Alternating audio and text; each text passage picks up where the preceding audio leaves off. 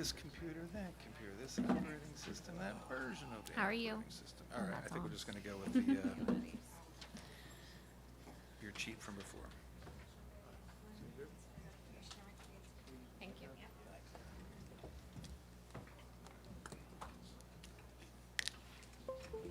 You guys ready?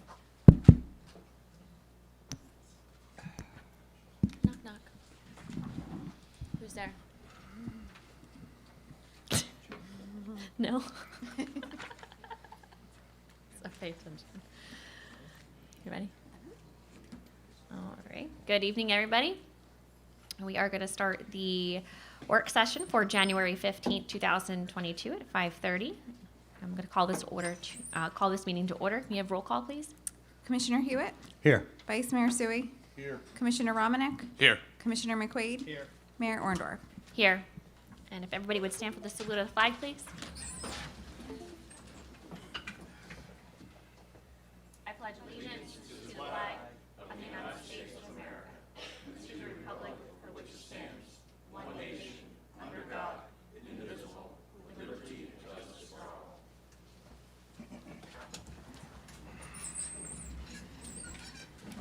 This meeting is being conducted in accordance with the Open Public Meetings Act of 1975, was advertised, posted, and made available to the public as required by statute. The municipal clerk is directed to include a statement in the minutes of this meeting. Madam Clerk, was there any changes to the agenda? No, Mayor. Okay, and tonight it looks like we have a presentation. Yeah, we have a presentation by Bill Horan of Artsy, a nonprofit arts organization regarding International Short Film Festival coming to Millville this October. So, Mr. Horan, the floor is yours. And do you want me to hit the lights now or do you want me to wait? Okay. Do we want to turn around or sit? Yeah, I'm going to sit down.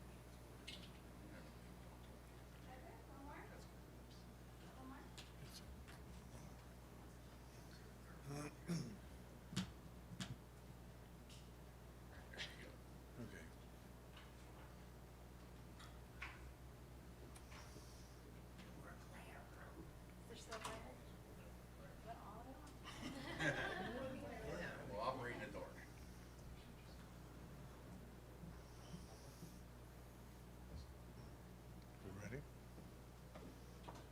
We good? Okay, first I just want to thank you for letting us present today. It's always good to come back to my hometown and do a presentation. We have an exciting project coming to Millville in October that David Mccarty will be explaining in a few minutes. My name is Bill Horn. I am the co-founder of Cut International Short Film Festival, but I'm also the creative director and founder of Artsy. And we shine a light on the arts of South Jersey. And we do this in different ways. We do it through events, we do it through exhibits, we create documentaries, we do radio, TV, magazines. So there's a lot of different ways that we talk about the arts. A lot of the events that we've had in the past 10 years have been in Millville, and we've done some very successful events in Millville. Our first documentary was about Pat Witt called The Art Spirit. We've also done Shattered about wheat and glass industry in downtown Millville's Arts District, and we've done several other documentaries that we've premiered at the Levoy Theater. We've also done Click, we've also done strobe exhibits. I also had a TV show in Millville for 2 years at the SNJ TV station before they closed down. So we're always excited to come back to Millville and to be able to present something that brings in people not only from Millville but from outside the area. And that's one of the things we're hoping for with the film festival. I've also done the TV commercials for Lavoy for the Off-Broad Street Players.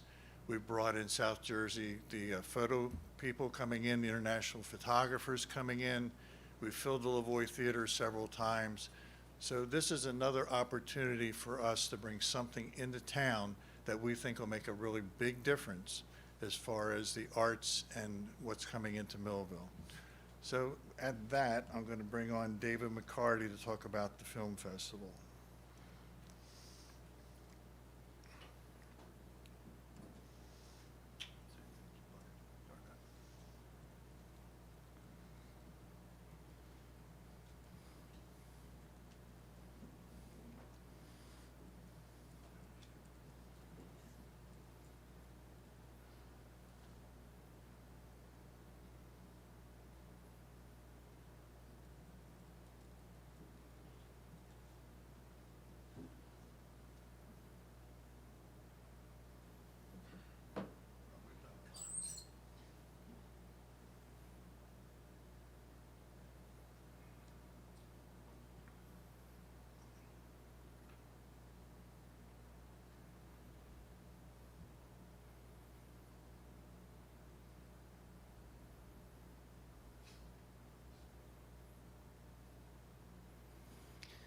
That's me.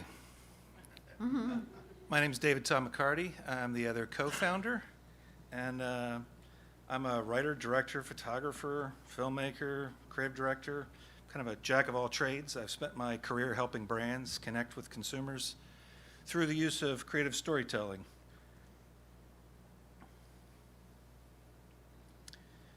My company, or my side company, I should say, is Hopping Frog Studios, Better Branding by Design. And we specialize in branding, design, filmmaking, and photography. My specialty has been mostly working in branding destinations, specifically retail, hospitality, tourism, resorts, and various real estate projects. And I've worked all over the world from, well, you can read them yourself, from New York to Dusseldorf and everywhere in between. Most of it's been in North America, but I do have a good deal of experience in working with the international community, specifically in tourism locations such as London, Oslo, Dusseldorf, and Dubai. So what we're here to talk to you today about is CUT. And this is the International Short Film Festival. And our goal is for it to be the premier short film festival in New Jersey. Here's a little film.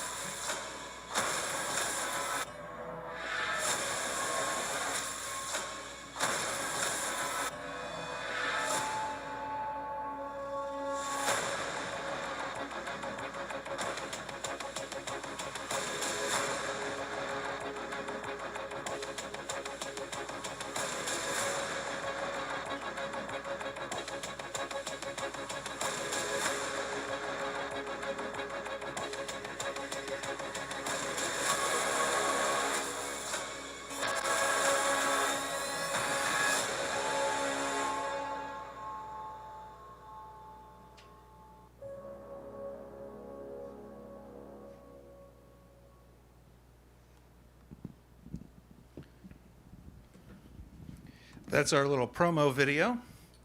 And first I want to start talking about a little bit about short films and film festivals in general.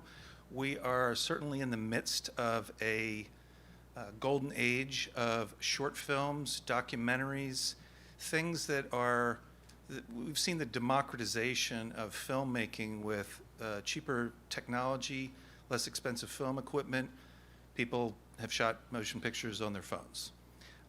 What was once the purview of only Hollywood and big, huge productions, now a couple friends can make a film and submit it to film festivals. So film festivals have exploded.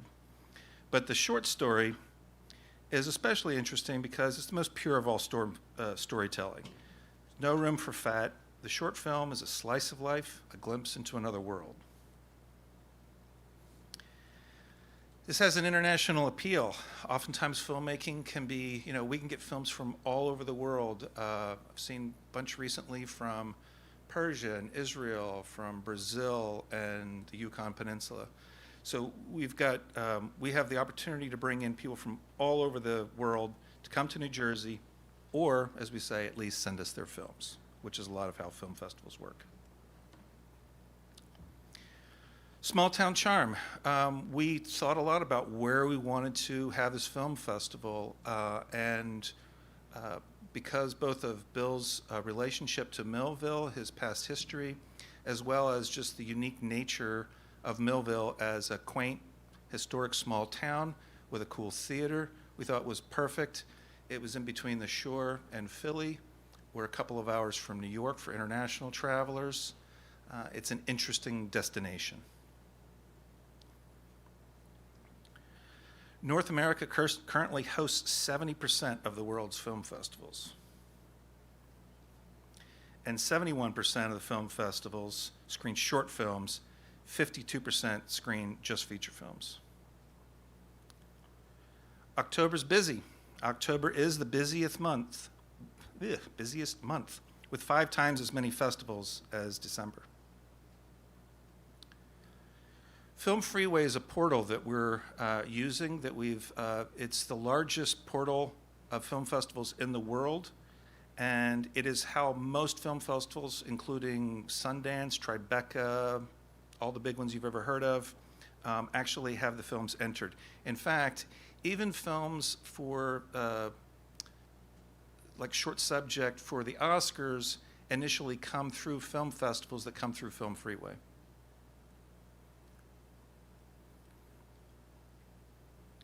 We are a gold-sponsored Film Freeway account, which means that we have access to over 850,000 filmmakers worldwide. Our 5-year plan is to become the premier short film festival in the country. And we are currently recruiting sponsors to support the arts in South Jersey. But it all starts with Millville. We need the support of the city in order to grow and be successful, both politically and financially.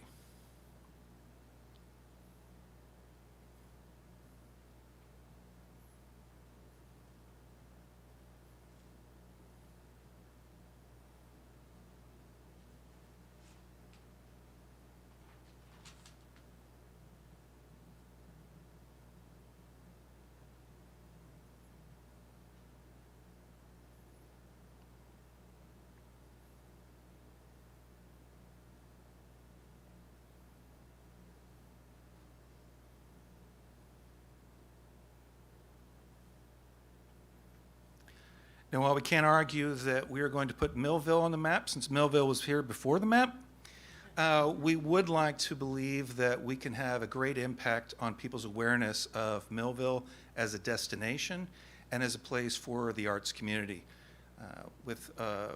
Between the Arts and Innovation Center and the Renaissance, the Lavoie, and even places like Bogart's, we already have the makings for that, which we thought this would be another component that would add to people thinking of the city of Millville as a place for the arts. Thank you.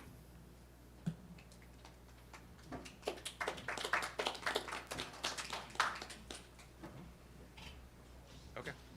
And I'll take questions from anybody or from Bill.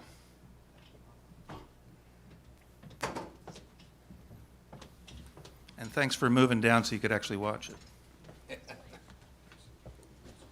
Thanks. Thank you. Whenever the lights come on. Oh. I have a question if you don't mind. absolutely, go right ahead. All right, well, you said, help from the local government, so tell me, what can we do to help you? We'd like a financial investment of $5,000 to start for this year. It's the kind of thing, this goes towards paying for our costs, both for theater rental, for marketing. There's actually two components to marketing a film festival. First, you have to market to get the filmmakers to enter. They enter with fees, so there's that to defray some of the costs, but that can be balanced out by the cost for the investment that it costs you to market it to them in the first place, especially worldwide. That's where Film Freeway comes in. And then the second thing we're doing is then we're also going to sponsors to further that, because then when it comes time to the event itself, it's a completely different audience. Now we need kind of more of some filmmakers will come, especially from, say, the tri-state area, but a lot of the time what you're getting is really the local arts community, the people that are going to come from Philadelphia, from the shore. Our plan is to market not only locally here, but that Philadelphia arts community and also the shore community during the summertime that probably lives in the Philadelphia area or outside there that might come down for the festival and then move on to their shore house. And again, it's in October 21st and 22nd, so that is a first Thursday. So we wanted to piggyback Friday. I'm used to first Friday. They got me all screwed up. Third Friday. So that we could piggyback onto that, so that we already have a busy downtown and an exciting opportunity for people. All right, so I guess we can look into that and see how we can help you and get in touch with you. Great? Okay. So you're looking to host this at the Levoy? Correct. Okay. Well, the main, sorry, I kind of did skip a part. So we actually, the 21st and 22nd, so the first day is student films at the Arts and Innovation Center. We have a welcome party for filmmakers and whatnot at Mission Spirits. Then all day on the 22nd will be the actual screening of the films. Then we'll break and then everybody will come back in and we'll actually have the awards ceremony with showing the winners of the film festivals, awards presentation, whatnot, and then there's a VIP after party at the Lavoie as well. You mentioned the Arts and Innovation and Mission. Have you already presented this and have their interest at the Innovation Center? Okay. And then I know Mission, Jay, have you sat down and spoke with him as well and had his approval and support? Yes. Okay. And then would he possibly be a sponsor and he's hosting and? We're hoping so. That's one of the things that we're looking at. We're still working on. I was going to reach out to him. You're our first I know, stop. No, I know we talked Jay, to them so, first. Yeah. It was part of the whole package of looking at what we could really accomplish here versus, say, going to Cape May or Atlantic City or anywhere else was, all right, who can we get? What are the things that are going to attract people from outside the area, especially filmmakers? We're certainly trying to sell this as a destination that is worth coming to. And Mission Spirits is certainly an exciting aspect of that. What other areas of Millville do you look to prioritize in this film? It's not. Or is it just the arts of Millville and that are here in Millville? I'm not sure I understand the question. Sorry. Disregard my question. Thank you. You sure? Yes. Okay. No. For this particular project, I think you're talking about us making a film about Millville. I proposed that before, and I still would like to do that at some point. But for this, we're bringing in other filmmakers, and we are going to feature, this won't be just the arts. We're going to have restaurants involved. We're going to have all the places in Millville involved. They will be featured in marketing brochures on the website. There'll be a place for things to do in Millville, for example. So we want people to enjoy the whole experience. We'd hope to keep them in longer than 2 days. If people will stay longer, they can base themselves out of Philadelphia or they can stay at the shore. But we want them to learn what's in Millville, what else Millville has to offer. And a really good film festival can do that. It gets people into town, it gets them involved in what's going on. This is Jackie from the Arts Innovation Center, by the way. We have already talked with Jackie, and she's very excited that we're going to be doing it at her place. And this is Diane from the Renaissance Center, who will also be tying in We have an exhibit coming into town called Click. It's going to be showing the same month. So that'll be at the Renaissance Center while the film festival's going on. So we'll tie it into all kinds of different things in the Millville area. And we're going to try to get as many businesses involved as we possibly can. We think we can make this into a destination. It's going to take a couple years to make it really powerful. But I think we can come out of the gate pretty strong. And Dave is marketing. It's a shame we can't show you more of his marketing stuff. If you want, I'll send it to you. He's brilliant at marketing things and branding. So we've got a really strong team of people involved, including Chris, who's on our team and the committee. We've got Jason Penza from Glasstown Productions. So we have a lot of different people involved in this project that can really do a good job on this.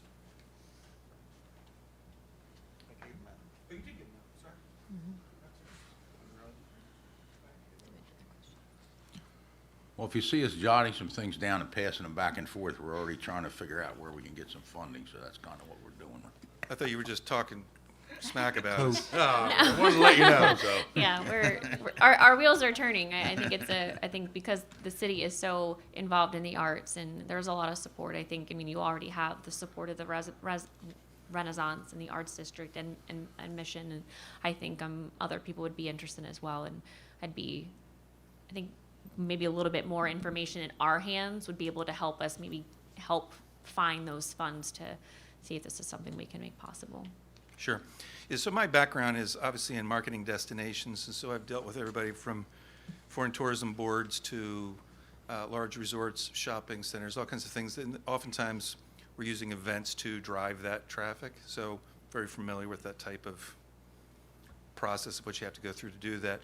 But we do think that there's a real advantage to having a keynote event such as this. That's an annual event that it really does help. You're going to talk about a business development center or business development process of saying, you know, this is where we hold the Cut International Film Festival.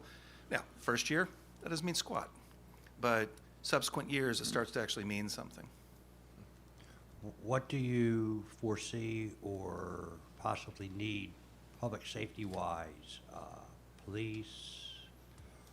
Have you visited that, or?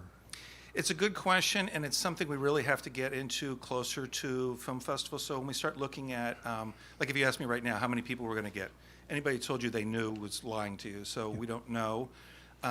There's a limit to how many films that we can take by how many films we can show, because we're only doing it's really a day and a half. It's not even really a 2-day festival. In future years, that could expand. That could go to 2 or 3 days. It might be a bigger festival. It might be more people. The first year, I wouldn't expect it to be anything out of the ordinary that you wouldn't normally be structured to handle during a third Friday. But as we get closer, we'll have real numbers about who's actually coming, how many tickets have we sold, so that we have that combination of local public that wants to attend the film festival, as well as the filmmakers that we're bringing in. Thank you. So you're like once a year type of festival, okay? Correct. So when people do come to Millville, like will you have pamphlets and stuff for stores and to advertise in, so that they can, you know, people coming might want to go to the stores and. We won't have printed pamphlets, but in today's age with digital and everything, we are actually talking about putting quite a bit online. Right now, the website you can go to is njshorts.com. It's pretty bare bones at the moment because we're just kind of launching it. I was just curious if you'd be like advertising at different stores downtown and different businesses in the area that the clientele would be able to go to. I'm just curious. Yes, well, we definitely want to have enough information so that it aids us as well as the town to say there's things to do. So we want you to know we're like, you could stay here, you can eat here, you can drink here. So all that stuff's important to us.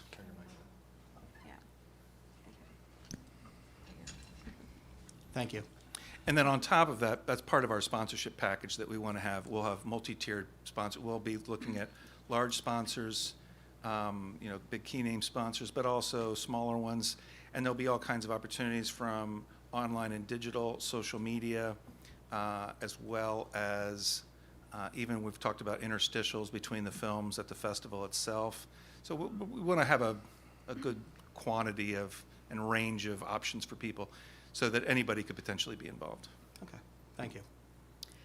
I think my last question would just be beyond the $5,000 investment you're looking for the city to help with the rental and the marketing.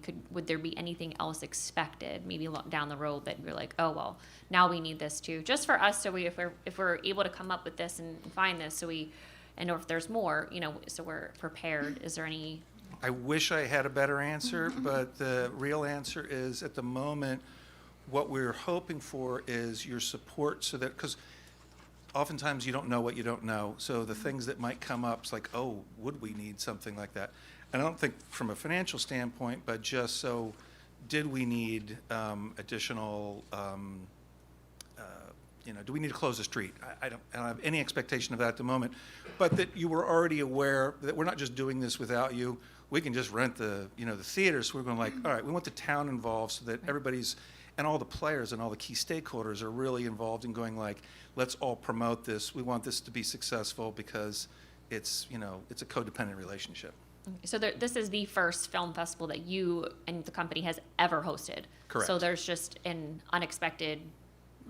We've been to a lot. I've been Okay, to them okay. all over the place, and true. I've talked with so a lot of our judges are film producers, cinematographers, but also people that have also judged other film festivals and been involved internationally.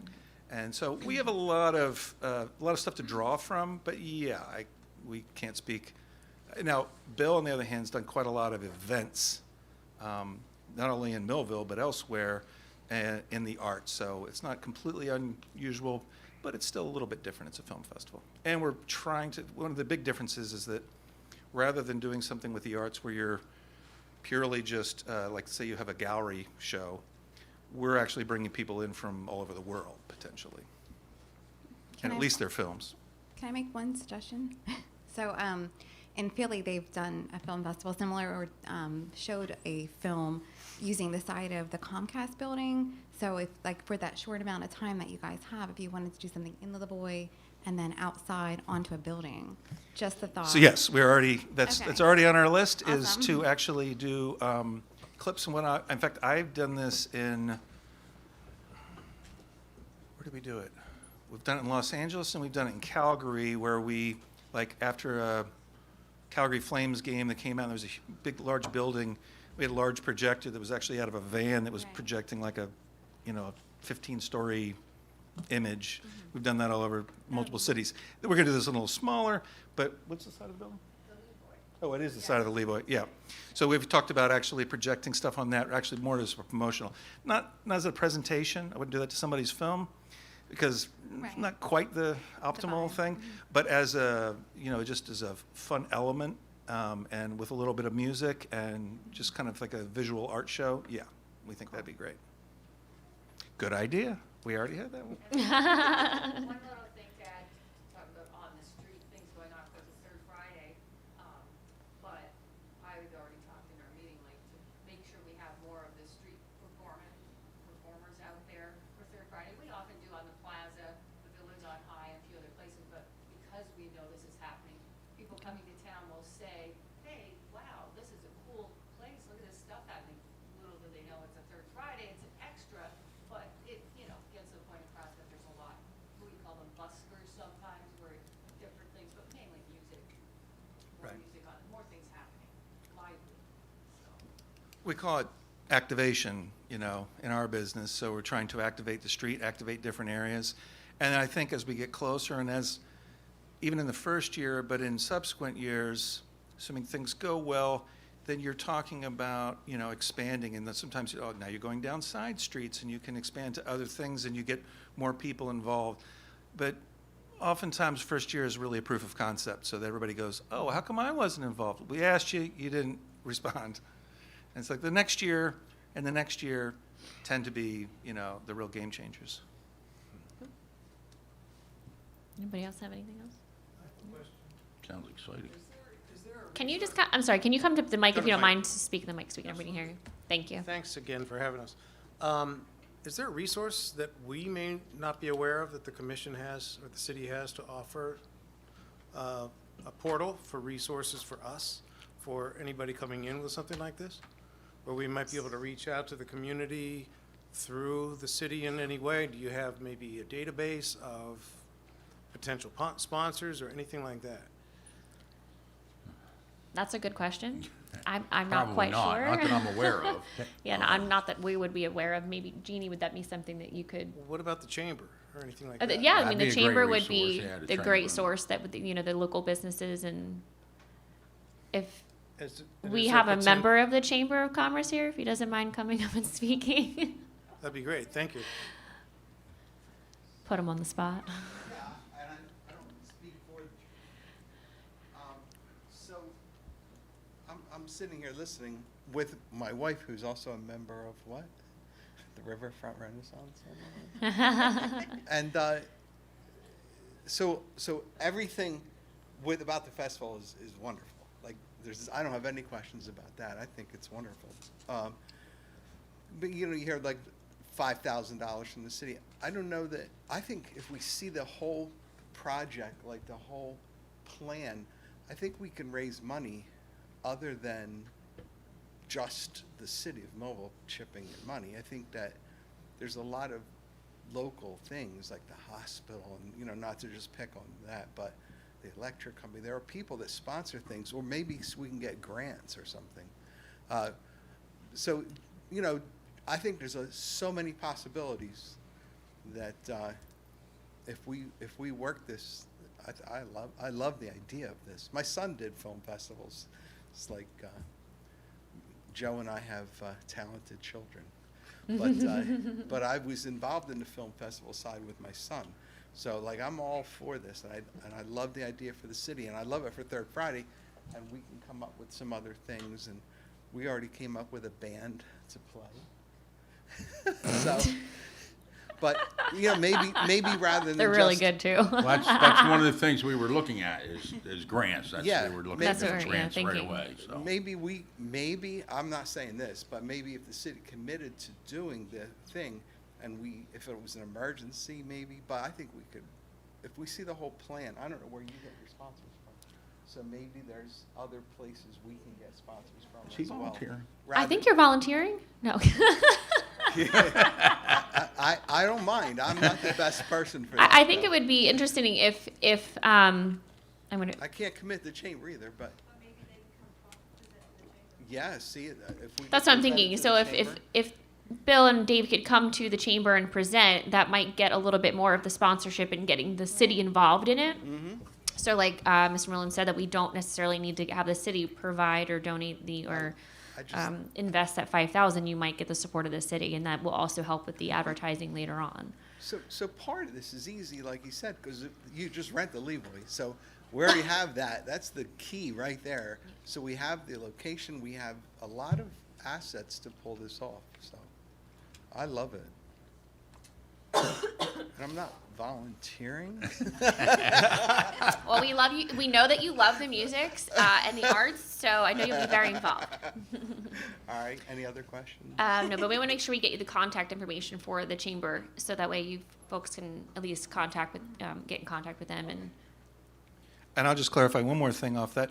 We are looking for other sponsors, and we do have other needs beyond the 5,000. So, I mean, yeah, we still need, there's a certain amount of money that we're going to need from multiple people in order to make this happen, just so we can clear our, just so we can pay for the bills that we are going to have. Yeah, the whole budget's not $5,000, I'm sure. Unfortunately not. Well, the good thing about and I really appreciate what you're talking about, and if we get, the more people from the community that we get involved that can, help support this financially, literally the more marketing that we can do, and there is there's just a return on investment in terms of, especially there with the international aspect to it, there's kind of an endless amount. Like, you don't want to spend $1,500 to get $1,500, but there is like an endless number of filmmakers that you can reach if you can spend the money. But, it's always a balancing act of saying, you don't want to spend, all your money on marketing and then, it's just a wash.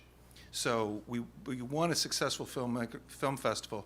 We can only show so many films, at least the first year, because we're not committed to any more than that. But, so yeah.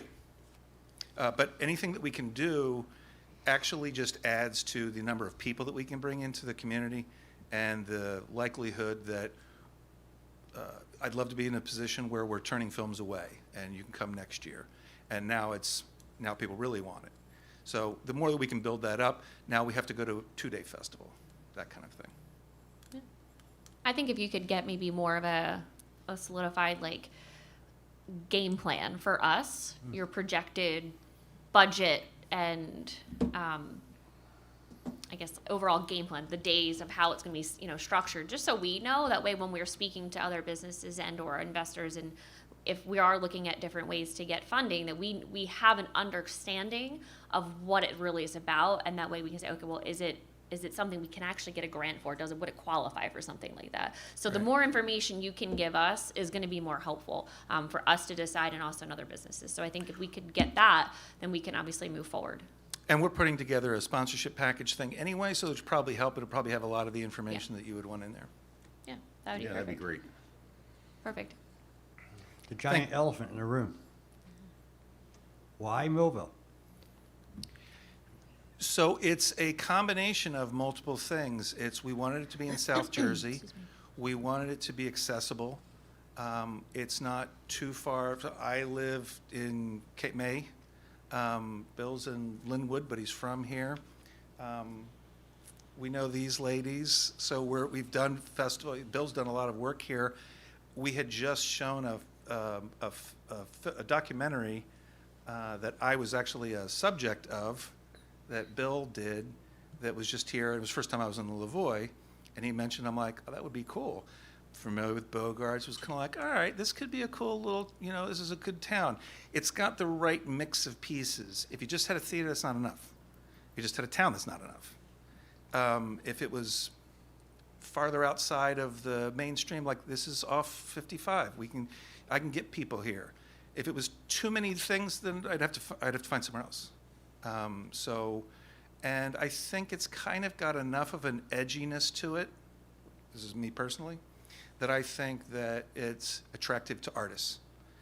Artists tend to go places where, if we were just doing a, flower show, maybe it wouldn't be the thing. But I can bring artists here because they get it. And you're evidently, from what I'm hearing, you will be promoting this, Correct. sponsoring this. Correct. What kind of deadline are you looking at from us after you give us what the mayor and others have suggested? What kind of timeline are you looking at That's a from good us question. for a commitment? Do you know? April 1st. April 1st? That's a perfect day. We're going to call you and say, guess what? That could be, I don't think that works with good, government. bad, I don't or- think that you can could be just good, go, bad, or indifferent psych. here. We're just kidding. Does anybody else have any other questions? Anybody else? No. Thank you very much for your time. Thank you. Thank you. All right, so next would be the public comments on agenda items only. If anybody has any comments on agenda items only, please come to the mic. Seeing nobody, will close a public comment meeting, or session, excuse me. Any old business? No, Mayor. Do we want to go down the list? Yeah. Discussion of commissioners? Anybody I have? thought this was a great presentation. I look forward to the future for what this may hold for the city, and I hope this could happen. To that, Madam Mayor. Thank you. Mr. Hewitt? Yes, thank you for the presentation. I want to visit a little bit on the business side. Friday, that's third Friday. We have some people here tonight. We need to do something with third Friday. We're talking about making plans for third Friday, but we need to invite people out. We need to try and make something of this month and get rolling with third Friday. I haven't heard that discussed. We haven't discussed that. I realize it's only the fourth meeting of our commission. So I'd like to put that out there.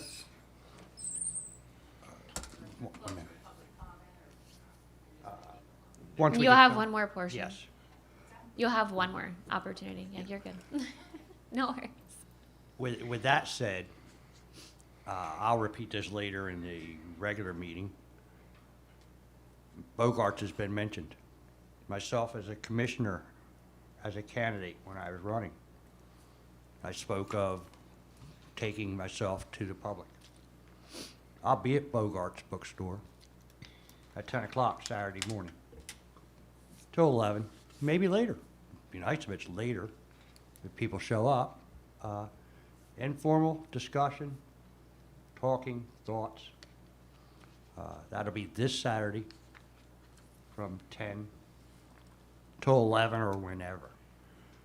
As far as our meeting goes today, I mean, this is a work session. I have just a few things. We're going to be voting on an ordinance later tonight on an increase to the possible salary for our special twos. There's been a lot of talk around town about about what this money is going to be spent for. I'd like to make it clear, and again, I'll repeat this later on. This is not a ordinance to raise salaries of current special two officers that are working for the police department. This is an ordinance to help us recruit and retain officers in the city of Millville. It's not an ordinance to raise their salaries. It's not an ordinance to supply security. There's been some comment, there's been some word about security in City Hall. This is not what this is for. I don't see any reason for security in City Hall. I haven't seen any reason for security in City Hall for a long time. I don't know if anybody has a comment on that up here. I'd be glad to hear it. But other than that, that's all for me right now.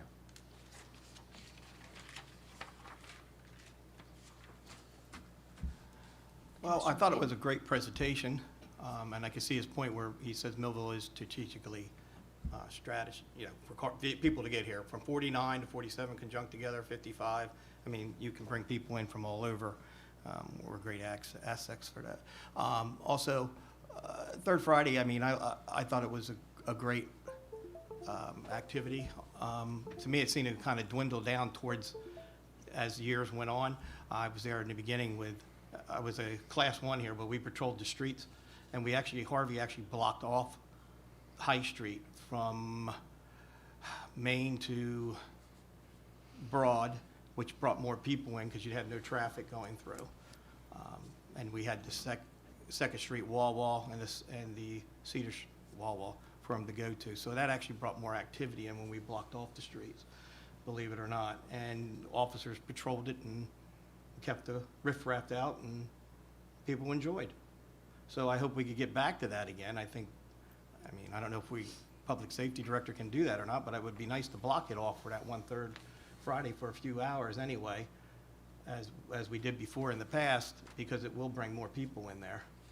They don't have to worry, they can just walk across the street and not worry about traffic. And that's all, thank you. Thank You have anything, Bennett? you. He went. Ben, Okay, a couple things.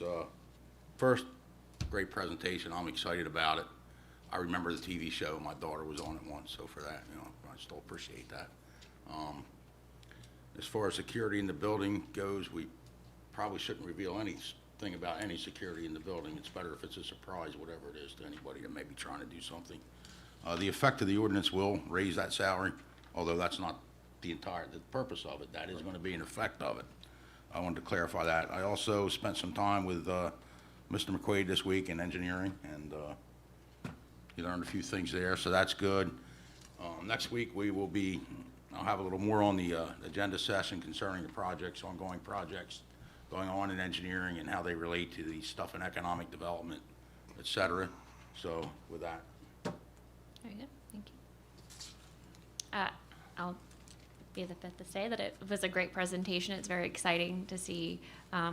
That's a great possibility for the city. I think it'll be really exciting for all ages, the kids, adults, you know, and for them to be able to come out and experience something like that. So I'm looking forward to it. I hope that we can get the city behind this project, and hopefully we can make it an annual thing and make it bigger and bigger every year. So we'll work on that. Looking forward to getting some more information about that.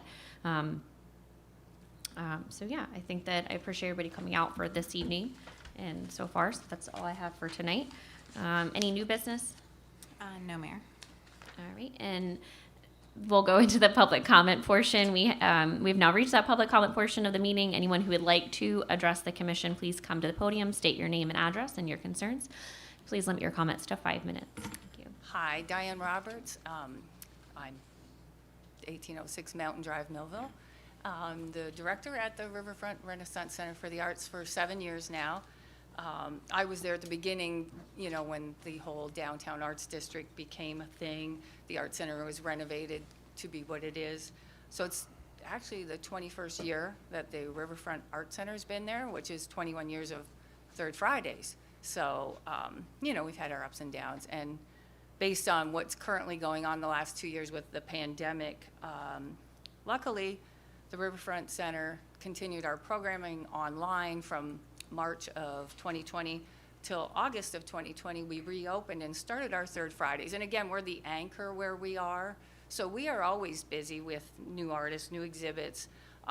We were keeping our reception Third Fridays to a, you know, controlled group at the beginning with the pandemic. Probably this whole past year, it's been semi-normal, we'll say, with masking, et cetera. Our programs continued, the Arts and Innovation Center, the Village on High shops with their artists, and, you know, the vegan restaurant, the restaurants downtown. Of course, Millville's downtown, there's vacancies, of course. There's a lot of businesses that have stuck around, have made it through the pandemic, the bookstore, El Guacamole expanding. We lost Andrea's because he couldn't do takeout, et cetera. We're still waiting to see some other places that may reopen. You know, even from the Queen Diner to Jim's Lunch, you know, that's all part of the downtown, the Orr House, et cetera, the theater. So the shows are back at the theater. If you come out on a Third Friday and come to the Arts and our center, we've always got a crowd, and we always have a good Third Friday turnout. That expands over the Bogart's bookstore. They usually have live music. I just wanted to say that we've been doing well, and we, of course, always want to do better and, you know, go back to some of the increases from the past that we used to have. But we can use this, you know, new commission. You know, everybody's excited about keeping Millville going, rebranding, you know, kind of getting a new resurgence of things like the film festival coming, new events this year to bring in. That's why we tied in with Third Friday. But again, please come out to the Arts and Innovation Center, the Riverfront Renaissance Center for the Arts. We have great exhibits this Friday night. Of course, it's open to the public. We have live music, et cetera. So it's still lively. It's, again, we don't necessarily see closing down the street at this time as a thing because people like to park on the streets to get to the theater, to get to the restaurant. So, and it's safe enough, again, with public safety, you know, downtown, a police officer wandering the streets, you know, it's always, you're very good with that being a service. So just wanted to update everyone. This Friday night, we have our opening with some great exhibits and live music. So see you then. Thanks. Thanks, Ann.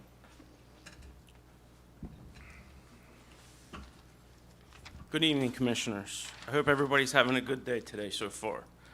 I just got some questions on the ordinance on first reading on tonight's regular meeting agenda on the Veterans Advisory Board. I'm going to make it loud and I'm going to make it clear. I'm not against the veterans, but the way this ordinance is written, it's very vague, and I have a lot of questions on this.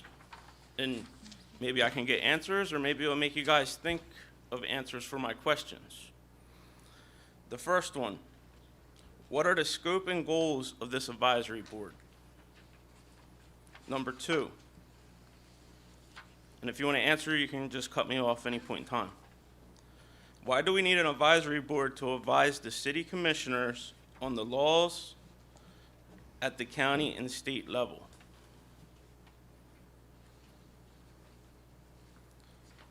Number 3, how are the members being chosen from this board? From the way I understand it, it's going to be veterans only. Why isn't the veterans' family or other veterans organizations or even somebody from the county being placed on this board? We do have a county board of veterans, and we have numerous veteran organizations throughout this county that assist our veterans. Give me a minute. I got to mark off my questions. Are these members going to be interviewed for these seats?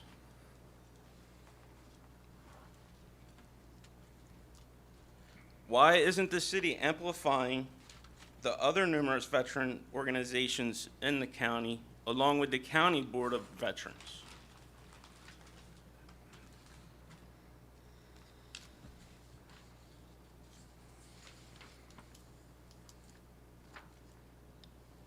Have we looked at what other municipalities are doing as far as advisory boards are going? And what has been successful with those other advisory boards? Due to the fact that this was placed on the agenda today, and I don't remember what time, but it appears that it wasn't well thought through, because I remember at the last meeting that it was supposed to be discussed in the work session, and Commissioner Romanek was going to be looking into things before it was placed on the agenda.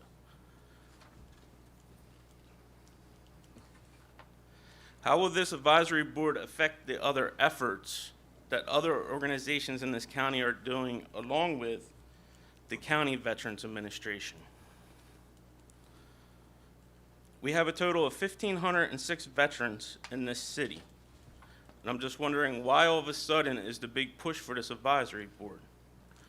And if we allow this advisory board, is the city opening the doors for other advisory boards? Let's say, an example, an all-males advisory board, a women's advisory board, an auto mechanic advisory board. Why isn't the board subject to the Open Public Meetings Act, like the other city boards are? Has anybody reached out to the other veteran groups or the county to see how they can assist? Is anyone from the city going to be placed on this board as a secretary or an overseer? And are we going to be inviting other members from outside the city in on the boards? Or are we going to be able to have presentations set forth by other members or organizations that could maybe help our veterans?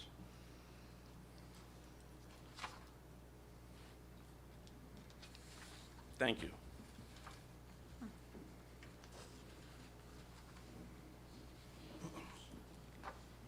Debbie Malone, Geisel Drive, Millville. First of all, I am excited to hear about this film festival. I hope that not just the commissioners and the city, but I really hope that everybody in Millville can get on board to help you guys. I've been a member of the RRCA board for many years, and I'm looking into rejoining it again soon. I'm very active in the community, and quite frankly, I am tired of so much negativity that I see about my town. And I think this will be an exciting event that will bring goodness into this town and people into the town to see what we really, really are. Thank you. Good evening, Tim Sperania, 8 Jenny Drive, Millville. I have a question for the mayor.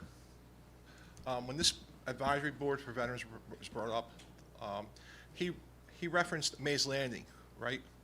Yes, Mr. Francesco was on the board in Mays Landing for multiple years. He's also an active member of the military himself and is Sure. willing to be a part of that. So based on his experience with that advisory board and the fact that we don't have one, that's why it was suggested, right? Yes, he's willing to bring suggestions from the other boards, and I'm sure he's spoke with other members of different boards. As I know, people that he knows in the military are on boards outside of Mays Landing himself, so he's looking to bring that to Millville. So goals and objectives, would be not self-evident. You would have to assemble a board, and they would get together and decide what their objectives would be to help veterans in the city. They would be evolving, correct? Okay, so it would be an evolving process. Yeah, I think that this is a new board that we were excited that it was brought to our attention.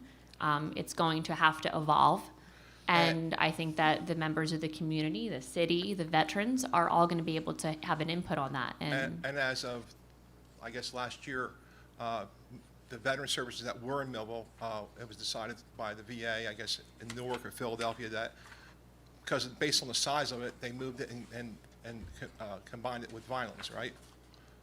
Yes, that what they did happened? go to Vineland. So it'd probably be a hardship for some veterans, and especially homeless veterans, to have transportation to Vineland to get services. So to have something here in Millville that someone could access would be a benefit, right?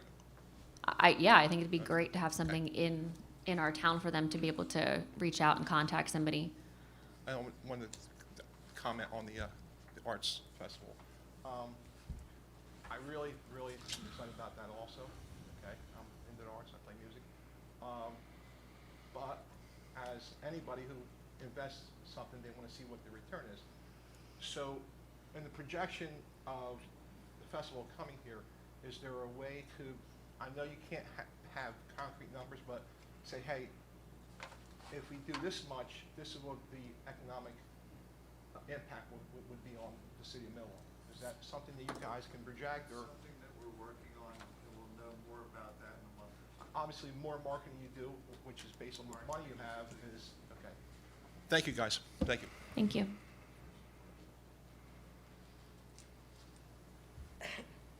Hi, Danielle Carroll, Millville High School teacher, but I live in Vineland. I just decided to sit in on this because I knew there was going to be a presentation about the filmmakers, and I actually have a film crew that would like to use a few different spots in Millville to film a movie they're making. It's called It Came From Within. It's a zombie movie. I know it's kind of I watched the crazy trailer sounding. the other day. It's awesome. And I was just wondering, did you want the director or the crew to present something like these people did, or should they just write up something, present it to you? I'm not sure what the steps are to be taken. And they are looking at filming hopefully at the end of March, so. I don't know if there's any legal requirements we have to do. If Yeah, I was there's gonna say- insurance, if you're going to be filming on city property, right? Right, So- I know that the whole crew is insured, they have different things like that, but they are looking at, like, they would like the front of the Levoy, the old hospital, a warehouse over at Wheaton's, something spooky, you know, and I know that they've already taped out at the lighthouse, so. It's probably going to be, I don't know, I'll refer to, Better to refer to Brock. to Brock Brock, and, but there's and probably Jeannie, going to be a we've brought special this up events to on see if there's public lands ordinances that we required. currently have for that. Insurance, Or, et cetera. Okay. Yeah, I mean, I think there would be a use of facilities agreement, and then there would be indemnification language in there. But there are certain areas where we probably would not want somebody to be making a film, and I'm thinking of the Wheaton Wheaton. Glass Factory, because I don't think. Right, It's a little because dangerous it's in there. probably not in very good condition. Correct. Well, it's a but- little dangerous, and it's in the middle of litigation. And right little Oh, little okay. is a minor word. That- All right. Just to get some information back to them. Thank you very much, and have a good Thank evening. you.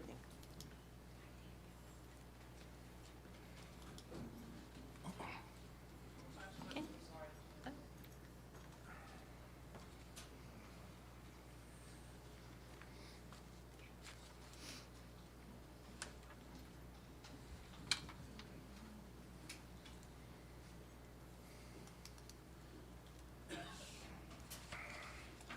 Good evening, Commissioners. Angeline Broomhall. The idea of anything coming to the city is always wonderful, right? Like anything positive. But I'm always concerned when they come to the city for money because it's not coming to the city, right? It's coming to me. So please keep that in mind when you're making any decisions about who gets what money for what reason. You know, I already paid my daughters and grandsons for generations will be paying for the Lavoy. We still haven't finished paying for that. That's money that I've already paid, right? So as far as this event goes, I'm still paying on the buildings that they want to have the event in, and now I have to pay to put an event in there. Like, that concerns me when the return is questionable. Sounds fun, sounds beautiful, sounds exciting, but I think that a lot of research should be done on what the return is. As far as the Veterans Advisory Board, what is the goal, the city's goal in having this? What is the rush to do it? You know, it was proposed, 2 weeks later, boom, okay. What is the investment, the financial investment that's expected? It was said that the gentleman, the mayor said something about the gentleman already knows because, you know, what's to be expected. I don't care what the gentleman knows. I want to know what you guys know. What do you expect? Why are we rushing this without a solid plan in place? And as far as the Veterans Center that moved to Vineland, that's irrelevant. Really, it is. Because, if you let me finish, I would have explained, because Vineland residents had to come all the way down here to Millville for the same service. It's a county, it's a region-wide service. They already have, people in Delaware might find it inconvenient to go to Vineland. Actually, we're pretty lucky that it's in Vineland, that they didn't move to Delaware. So it's not, it wasn't a Millville service. It is a regional service that was provided. The reason they left was not the reason that was stated. And I think the commission knows that. The reason why they left Millville was not for a larger place in Vineland. It's not what I was told by the owner of the building and the organization itself. And that's fine, and I'm not gonna get into it, but we know why they're not here. Let's be honest. We don't have to say why, but it wasn't for a larger facility in Vineland. They serviced the entire area. So an extra mile or two to Vineland versus Millville is really not a big deal when they service Delaware too. They service South Jersey too. We're lucky to have them still in Vineland. We're lucky they didn't pack up and leave the entire area. We do have a lot of services that we need to look at first and be educated to see what do we have and what needs to be supplemented before we make a huge commitment. That's all I'm asking for is due diligence. Due diligence, transparency. What do we hope to accomplish? What is it that we don't have? Have we gotten in touch with M25 to see what kind of services they have? Have we gotten in touch with that Veterans Association? Have we done these things? Because it didn't seem that way when somebody brought it up and, you know, oh, put it on the agenda. It doesn't seem that way, just saying. But I do appreciate it being brought up and discussed in the work session, because that's great. You know, that's what the work session's for. I don't think we should keep things quiet.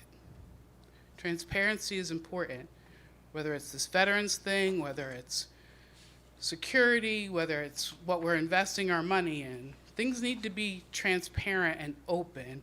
And I appreciate when commissioners come with discussions to be had at this hour.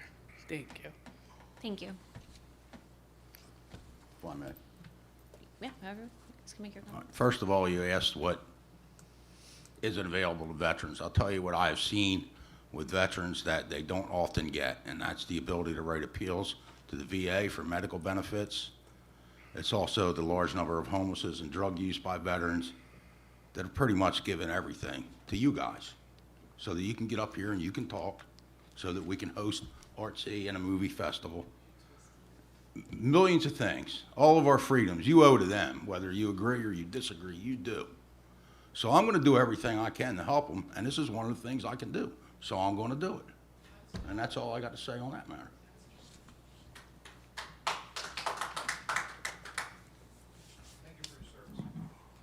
The only thing that I will add is I've used the VSO. I've used numerous veteran facilities, all the way from Lebanon, Pennsylvania, Philadelphia, Newark, Delaware. One big question I will have, though,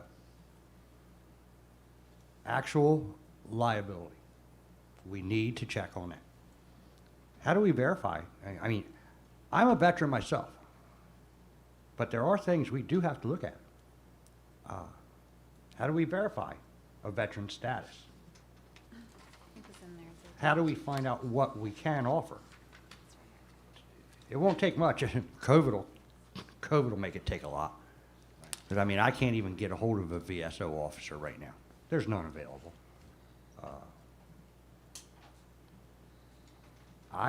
Like I said last week, I'm behind it, but we have to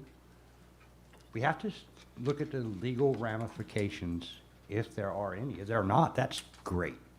Let's get it rolling. But the key is we need to reach out to somebody in the Veteran Administration, I believe. Maybe somebody in Mays Landing can answer some of these questions, but we got to be careful.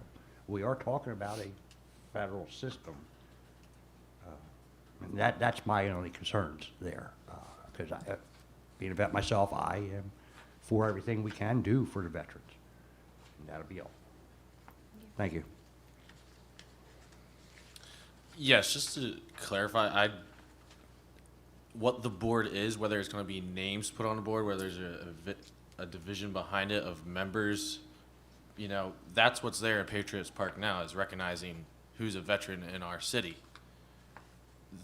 The details of it, of what the board is, all these questions are great questions, but to what avail those answers are, I do not have those answers to you at this moment. That's all.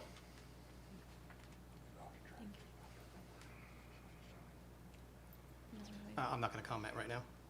Thank you. So I'll just head back to where we started from the meeting. I appreciate everybody being here tonight.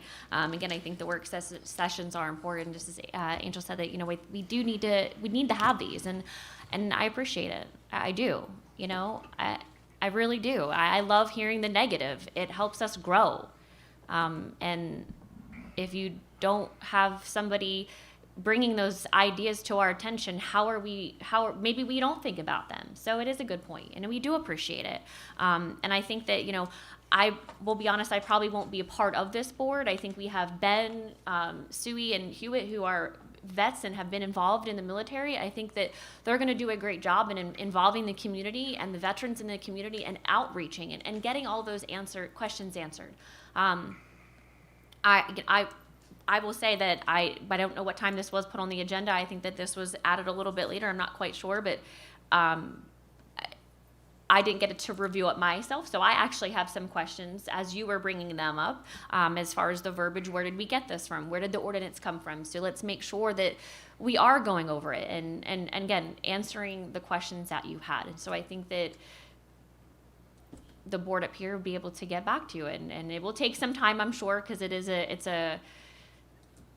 going to be a study of things. So I appreciate that. I am very excited about the film festival, and yes, and to Angel's point, yeah, what is it going to be the return for the city? And I don't think about just financial. I understand that as a point, but it's a positive, event for the city. It gets people out, it gets people involved, it gets people excited to be a resident of Millville. And that's why we're here, because we're excited to be residents of Millville, and we want to see positive change. And that's going to bring other people from outside of Millville to go, wow, this is a community that loves their hometown, and we want to be a part of that. So I understand the financial issue, and we'll work that out. We'll figure it out. But I think Mr. Malone had a great, point. There's a lot of businesses that are willing to get behind something like this and support it. So I think the vet thing was a big thing, so we'll have to get back on that. It's going to be a work in progress, just like any other board. Anything new that we start, it's a work in progress, and I think we'll be able to do that. I don't think there's a big push for it, but it's going to take time to evolve, and we appreciate the patience for that. So I think Mrs. Carroll left already, but I know she had brought up the zombie film. I did actually watch the trailer the other day. Me and the kids were watching. We're like, Mom, that's kind of scary.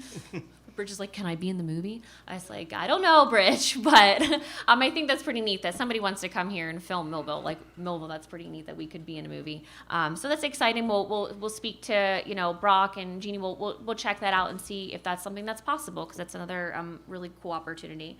So I appreciate everybody again being here today. We'll close out this evening, and our work session tonight will end, and our regular session meeting will start at 7. Excuse me.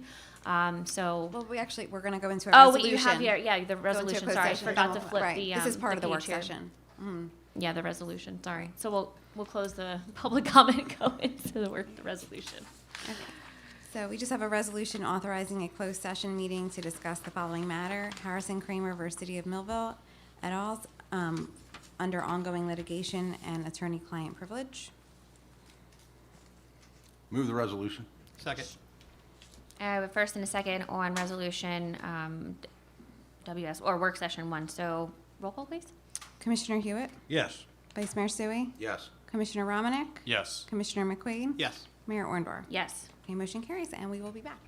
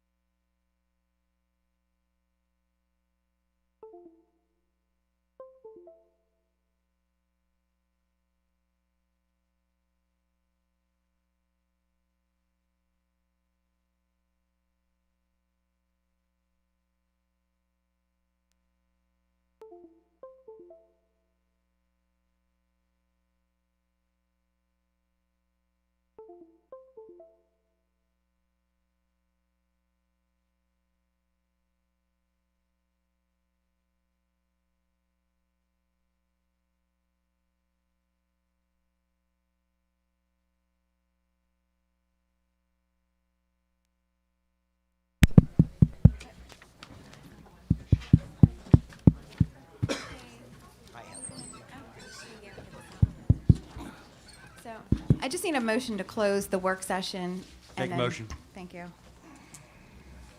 Second. All in favor? Aye. Thank you. Okay. And we can make a motion to adjourn the, like, we- or that's, We just no, did. the actual work session.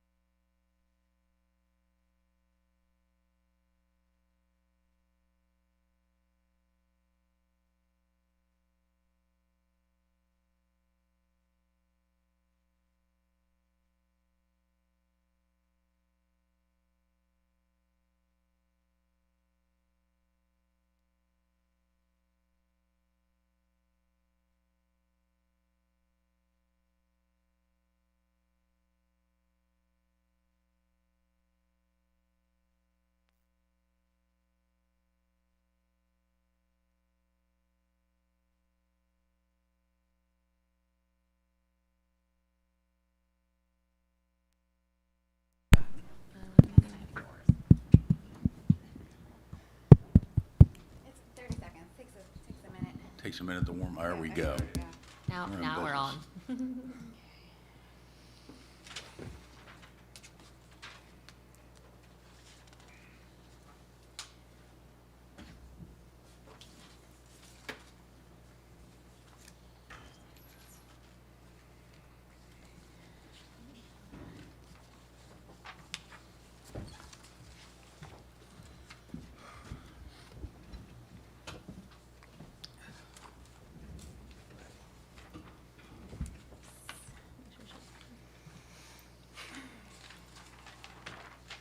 Almost ready.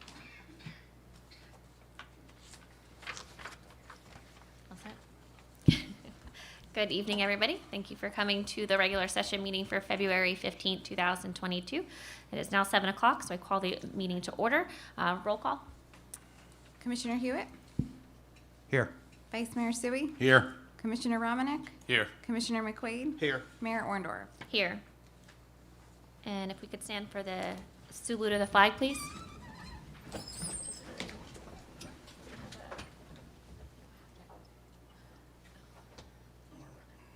I pledge allegiance to the flag of the United States of America and to the republic for which it stands, one nation, under God, indivisible, with liberty and justice for all.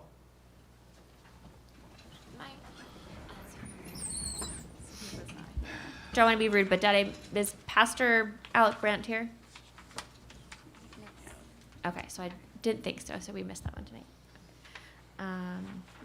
This meeting is being conducted in accordance with the Open Public Meetings Act of 1975, was advertised, posted, and made available to the public as required by statute.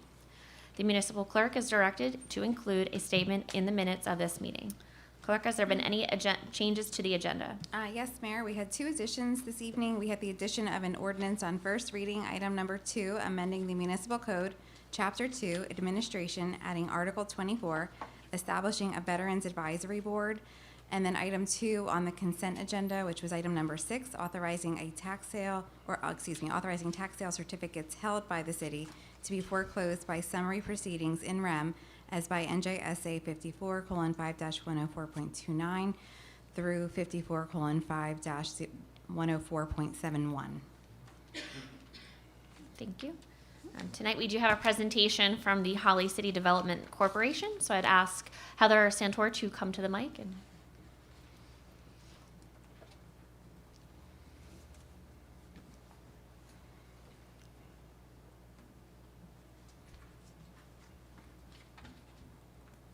Good evening, Mayor and Commissioners.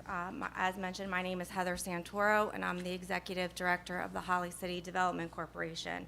I just want to thank you for the opportunity to speak tonight. about our organization and our partnership with the city through the Neighborhood Preservation Program. First, I'd just like to give a little bit of background on Holly City Development Corporation. We were a nonprofit that was formed in 1998, and our mission is to inspire and empower neighborhood change through economic development, community development, and housing.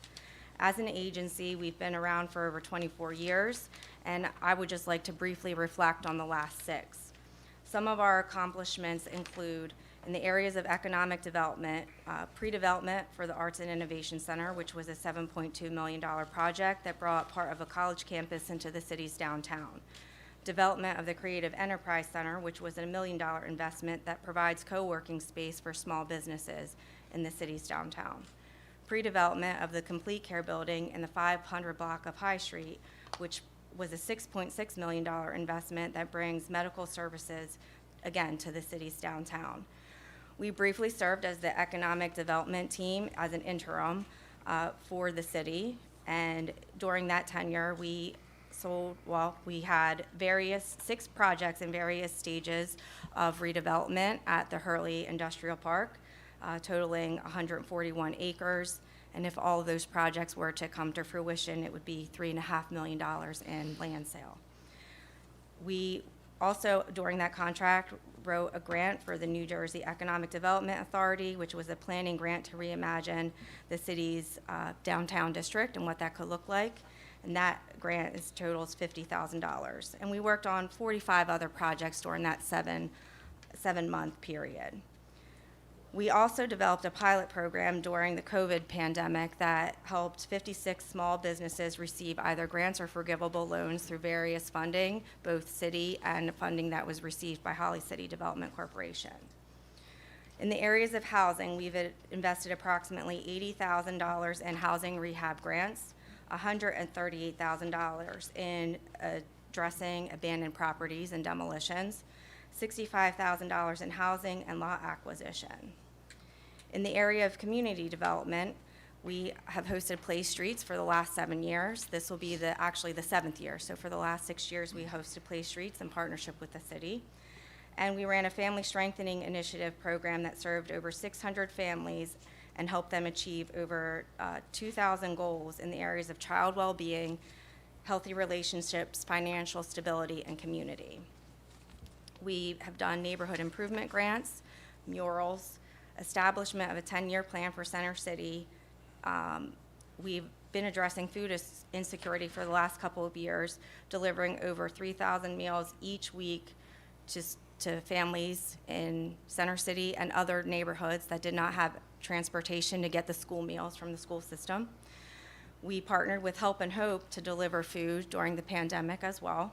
And we continue to host monthly pop-up pantries that provide not only food, but essential items and clothing to families in need. This past month, we served 111 families and totaled 376 individuals, both adults and children. We've held vaccination clinics. We've established, in partnership with the city, a community garden at 4th and Vine Streets, Little Library project that installed 5 little libraries throughout the Center City neighborhood, and have held numerous other activities in cooperation with both the previous commission and this commission, a neighborhood festival, a Center City trunk or treat, neighborhood cleanups, and fit and healthy programming, just to name a few. Also, part of our COVID relief efforts were not only direct grants to businesses, but we established the gift card program, and we also provided marketing assistance to downtown businesses. Over the last 6 years, the projects mentioned above, as well as many that were not mentioned, we've invested $5 million into these efforts through various programmings that Holly City Development has received through state funding, foundation funding, and the like. While our organizational mission serves Center City as a whole, as mentioned, you've heard me talk about Center City a lot. That's where a lot of our work has been focused in the last 6 years, but we do service other areas of the community as well. We take a grassroots approach to meeting with residents and business owners where they live and work and learn about what they envision for the neighborhoods. We do all of this through partnerships, some of which may be here tonight, and our small dedicated staff. We have partnerships with funders at the state and foundational levels, the city, the police department, the library, the school system, the MDC, the CCIA, the county health department, local churches, and local businesses, just to name a few. You've probably heard me say just to name a few or et cetera a lot in this. That's because if I named all of them, you'd get sick of hearing me talk. So I'll move on to our partnership through neighborhood preservation and some of the successes that we have had and how that came about. So the state reinstituted the neighborhood preservation program in 2019 after it was off the books at the state level for over 10 years. And in this new iteration of the program, the city had to draft a neighborhood plan, and that coincided with the development of the Center City Neighborhood Plan, and it's the same footprint. And I did bring a map to show the commission as well. But basically, it's Broad Street to 6th Street, 49 down to Buck in the riverfront. And so the timing and completion of this plan coincided with the Center City neighborhood planning work, and that helped garner the state's interest. We were one of the first 20 cities that were awarded the NPP in this new iteration. There are now 40 cities throughout the state. But we utilized the Center City neighborhood plan and developed the addendum to the plan, which is the 5-year neighborhood preservation program that I believe the city, most of the commissioners have received. If not, I'll be sure to send that out again. So I'd like to mention the city is the receiver of the NPP funding, so you're charged with upkeep of that, and you've contracted with us to administer the program for those that don't know. And the success of the first year, it was when COVID happened, so a lot of the programming that we had scheduled for the first year was put on hold. And we utilized that time to reallocate the funding to support COVID relief efforts, and that's where the pilot program to help small businesses receive funding, forgivable loans, to get them through the worst part of the pandemic came about. So 15 businesses received that direct assistance. However, that program was the pilot that became the springboard for when the state received COVID relief funding. And when the state received COVID relief funding, because of that project, we were able to invest another $337,000 in grant funds to the NPP district to help small businesses. So we're currently in year 2, and we've been working with the commission to get the projects to come to fruition. And so the first 2 projects have already been completed out of the second year implementation plan, and that is the local farmers market that happened in the downtown this summer, and the completion of the gift card program, which invested $24,000 into businesses over the holiday season. Upcoming projects to be funded through NPP include a commercial rehab program that will allow local businesses to apply for funding to improve their commercial retail space, creative streetscape improvements that will install creative crosswalks in Center City, mural projects that will increase mural arts within the Center City neighborhood, homeowner rehab program that will allow homeowners to make physical improvements to their front porches. And both of the applications for the commercial rehab program and the homeowner rehab program will open on March 1st. We're still working with the state as well as the city commission to make sure that all the proper guidelines are in place to administer both of those programs. So more details will be provided on March 1st, and I believe that's another commission meeting where we could announce that as well. Additional partnership projects with the city include upgrades to 4th Street Park, community garden events, additional little libraries that will be installed this spring, and soon we will begin planning for year 3. And we will be asking for community residents to submit comments, suggestions, and questions to the advisory committee, of which a commissioner and city staff person serve on, as well as local businesses. And we'll provide more information about how to do that. And with that, I just want to thank the mayor and the commission for your time tonight and for your continued partnership. We're looking forward to all of the work that's going to come in the next year and hopefully many years to follow.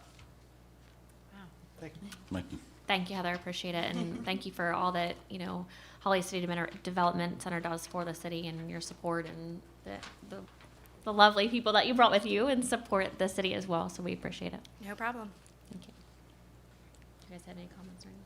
Well, yeah, it's just, just a couple comments. I mean, it's just, so far, it's been a pleasure working with you from our first meeting and subsequent phone calls, and I think we're really, I love the neighborhood preservation program, especially the gift card thing. That was like one of the best things for High Street in a long time, so look forward to that continuing. So thank you. No problem. If anybody has any questions, I'm happy to answer them, or I can stick around if you want me to. Okay, thank you. Thank you. Thank you. Thank you. All right, next we're going into transfer resolutions. Yeah, we have a resolution authorizing transfer of funds for various 2021 budget appropriations. This has to be done before the bills are paid. Move the resolution. Thank you. Second. We have a first and second on transfer of resolution. Any comments? I just want to comment to Solicitor. With this reviewing this, there are numerous public safety. Should I be? I don't think you should recuse yourself from this. It's a Okay, I general- just wanted to double check on that before I move ahead. Okay, thank you. So roll call, please. Commissioner Hewitt, Yes. Vice Mayor Sui, Yes. Commissioner Romanek, Yes. Commissioner McQueen, Yes. and Mayor Orndorff. Yes. Okay, motion carries. We need to pay the bills. So moved. Second. We have a first and second on paying the bills. Any comments? Roll call? Commissioner Hewitt, Yes. Vice Mayor Sui, Yes. Commissioner Romanek, Yes. Commissioner McQueen, Yes. and Mayor Orndorff. Yes. Okay, motion carries. Minutes, please. We move to approve and dispense with the reading of the minutes and proceed with the regular order of business for January 18th, regular session, January 18th, work session, February 1st, work session meeting. Second motion. We have a first and second on the minutes. Any comments? Roll call? Commissioner Hewitt, Yes. Vice Mayor Sui, Yes. Commissioner Romanek, Yes. Commissioner McQueen, Yes. Mayor Orndorff. Yes. Okay, motion carries. We reach the public comment on agenda items only. If anybody has a comment or questions or concerns on agenda items only, please come to the podium, state your concerns. Please limit your comments to 5 minutes.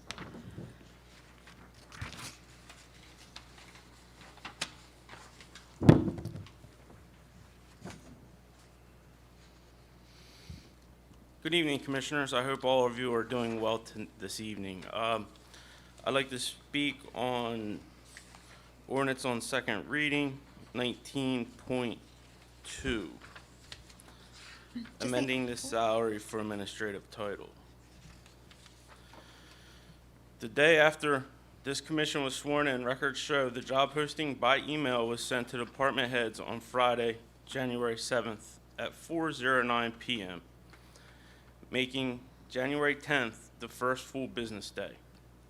The posting closed on January 13th, end of business day. At best, it was posted in-house for 4 total days. There has been no evidence provided showing this posting on the city website open to the public. On January 14th, Friday, was the only business day to review applications and interview applicants before the announcement of the hiring of Bill Davis. Timesheets show Mr. Davis starting on January 31st, 2022. However, Mr. Davis had been quoted and seen in a TV interview on 6 ABC on January 25th, 2022, as well as given an office on the 5th floor on or before January 18th of 2022. From the time he started and where his timesheet, the difference between the timesheet showing and the announcement that was done at the January 19th meeting, was Mr. Davis working? And if so, under what title? Since this is a newly created title. As per New Jersey Civil Service experience requirements, you must meet the experience requirements by the job announcement closing date. and this is for this position. List all pertinent experience that qualifies you for the position based upon the requirements of the job.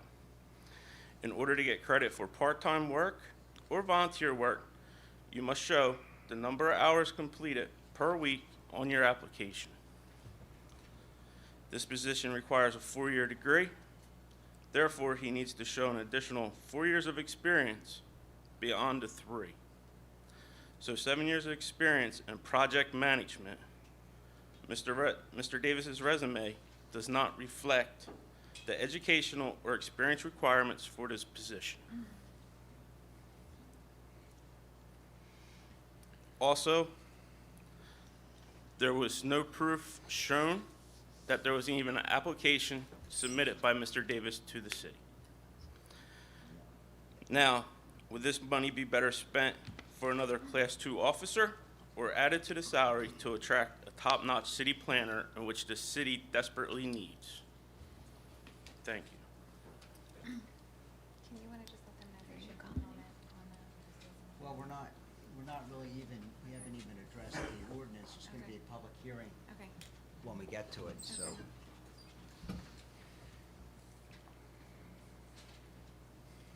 Tim Speroni, 8 Jenny Drive, Millville. I have a question. Who was Diane Reinhardt? Did she formerly work for the city in the capacity She of, was the executive assistant to the former commissioner. in a on the fifth full-time floor. basis, fifth right? floor. As opposed to part-time? All right, thank you. Seeing nobody else, I close the comment on the agenda items only. Moving to old business. Sure.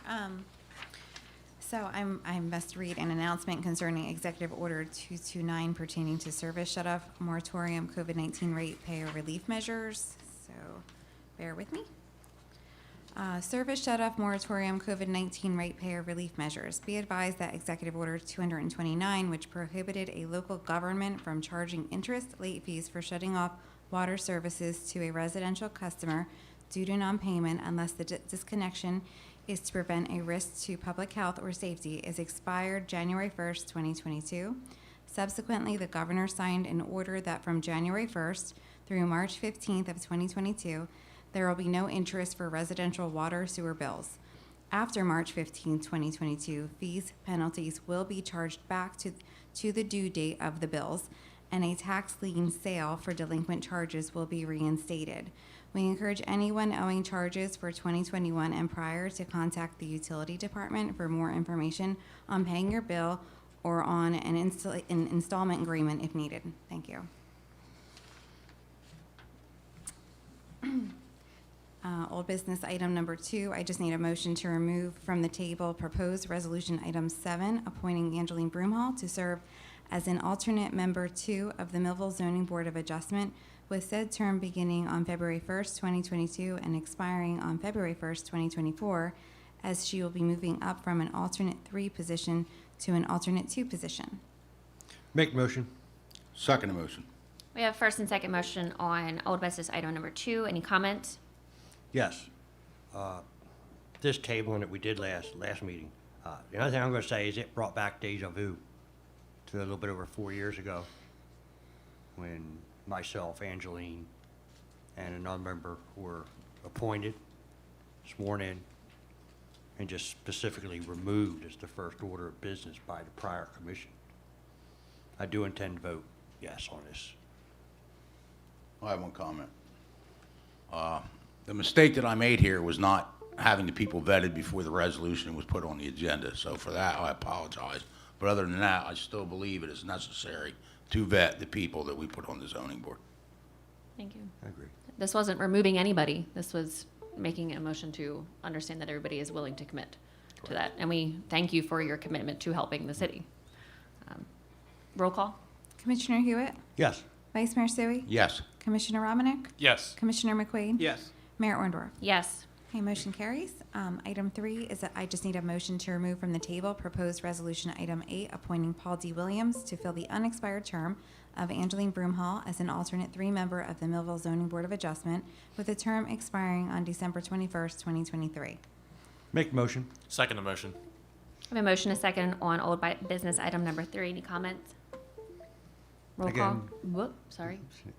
Again, thank you to Paul for stepping up and applying to serve on the zoning board.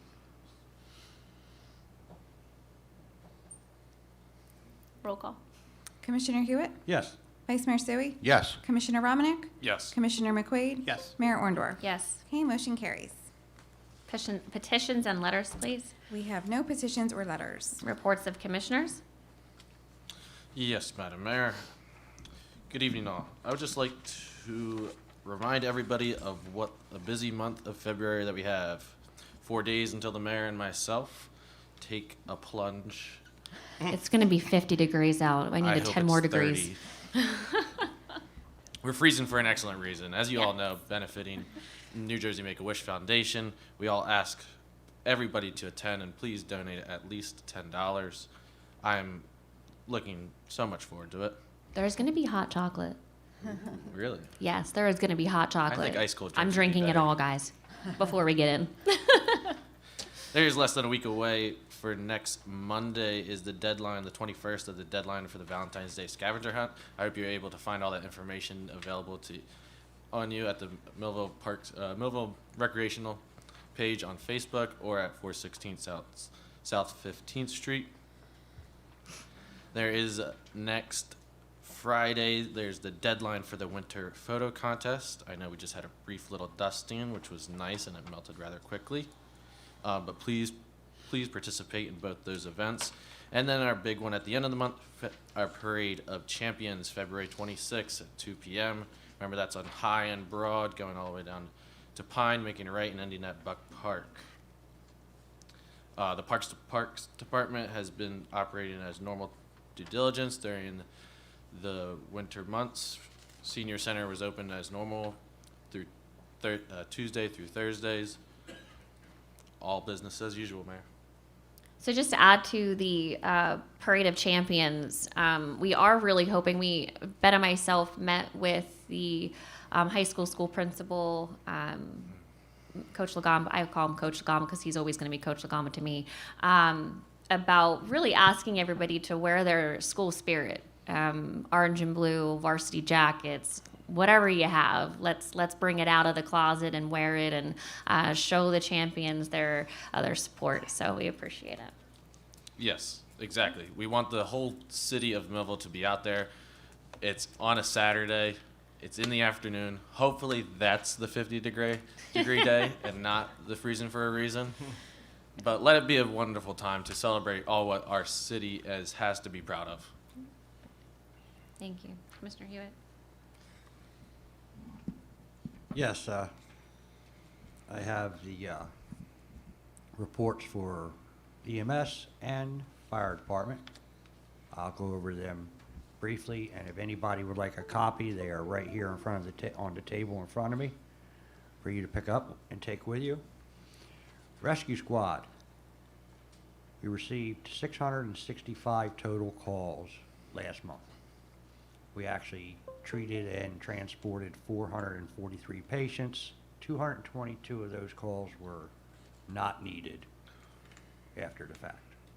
Our response time for 90% of the calls was 6.9 seconds. 6 minutes and 9 seconds, excuse me. We only had to call for mutual aid with all of our rigs on the road 8% of the time. That's our EMS report. Our fire report. Total calls, incidents for the month, 146. No mutual aid, one mutual aid. Fire inspection reports. We did 12 re-inspections and installed in 32 homes smoke detectors for a total of 46 inspections for the month. Like I said, the copies of these are right here in front of me. And with that, Madam Clerk, I'd like to receive and file this month's reports. Just need a second. A motion. Second. Okay, that was done. Okay. Roll call. Commissioner Hewitt? Yes. Vice Mayor Sui? Yes. Commissioner Romanek? Yes. Commissioner McQuaid? Yes. Mayor Orndorff? Yes. Okay, motion carries. Commissioner Hewitt? Yes, I have a report here for streets and roads, and they've collected, with the small department that it is, about 10 people, they've collected about 480 tires, 480 loose bags of leaves, 70 street sweeping tickets were given out, and we had 862 tons of loose leaves collected. And we've also, they filled out potholes, quite a few potholes. They didn't give me an exact number, but if you see a pothole anywhere in town, please call Streets and Roads. You know, it's 825-7000, their extension is 7388. And they also collected, which is my favorite, I guess you could say, 340 electronic waste. So maybe that was Mr. Wilden. But anyway, and we have some road constructions that will be coming up soon in the next 6 months. And let me enlarge this so I can read it. 5th Street will be reconstructed. They're going to be refurbishing that road. And Columbia Avenue will be finishing off around the bend at the other end down towards the rescue squad. That intersection should be complete within the next 6 months, those 2 roads, and the grants are already in, and we have several grants in for different streets, but as they get ready to do construction on them, I will report them. So thank you. Did you want to receive and file the report, Commissioner? Yes. Okay. Just need a second. Second motion. Thank you. Roll call? Commissioner Hewitt? Yes. Vice Mayor Sui? Yes. Commissioner Romanek? Yes. Commissioner McQuaid? Yes. Mayor Orndorff? Yes. Okay, motion carries. Vice Mayor? I move to receive and file the tax collector's report for the month of January 2022. Second motion. A motion second. Roll call? Commissioner Hewitt? Yes. Vice Mayor Sui? Yes. Commissioner Romanek? Yes. Commissioner McQuaid? Yes. Mayor Orndorff? Yes. Motion carries. Additionally, some updates on some work. Demolition project for the old rescue squad building is undergoing final review. We'll have that out to, the bid specs are undergoing review, and we will have that out for bid probably in March. Wheaton's, 200 G Street, that's getting tweaked at the end. It looks like it's going to be a phased project. You know, probably the batch house will be first, and then the main plant, et cetera, et cetera. So that's getting tweaked and getting put out. The lift station on Ireland Avenue, the analysis of the flows is complete, and the design phase is beginning. That's in order to facilitate development at the airport, as well as drainage project is also being designed for the airport to help with the water flows there, since we have many businesses that are beginning to locate there, and many deals in the works. And it's been a very interesting couple of weeks in regards to meeting with developers that want to come to our city. So we'll see how all that pans out. That's it. Appreciate it. Thank you. Yes, I will just add to, it's been very interesting few weeks with the interest in the city, so it is very exciting. And once I think we have final information, we'll be able to get that out there when everything's said and done. The city planner position is still open, and I would love for people to apply for the position because it's desperately needed. I attended the planning board and meeting last night was my first meeting. We also had the zoning board in attendance. That was a really great meeting to be a part of, and I do look forward to being a part of the planning board and seeing the two of them work together.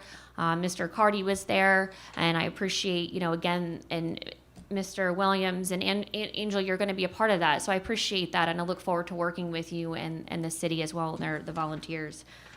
So the fifth floor is working hard, trying to just stay afloat. There's a lot of work that we're doing, and unfortunately we need help. So those job postings are online. So if you know anybody, please send them our way. That's all I have. Ordinance on the second reading. Okay, item 1 is an ordinance amending the salary ordinance as follows, amending the following titles: rate of compensation, special law enforcement officer class 2 part-time, a minimum of $25 an hour and a maximum of $35 an hour. Make motion. Second. We have first and second on ordinance, the second ordinance, first ordinance, and the second reading, item number 1. Any comments? Yes, again, as I said earlier, We have to have public hearing first. Oh, I'm so sorry. That was one I didn't highlight there. I do apologize. So there's a public hearing for this. If anybody would like to step to the podium and make a comment, please do. Wait, were you trying to trick me? Seeing nobody, I close the public comment on this. Comments of commissioners.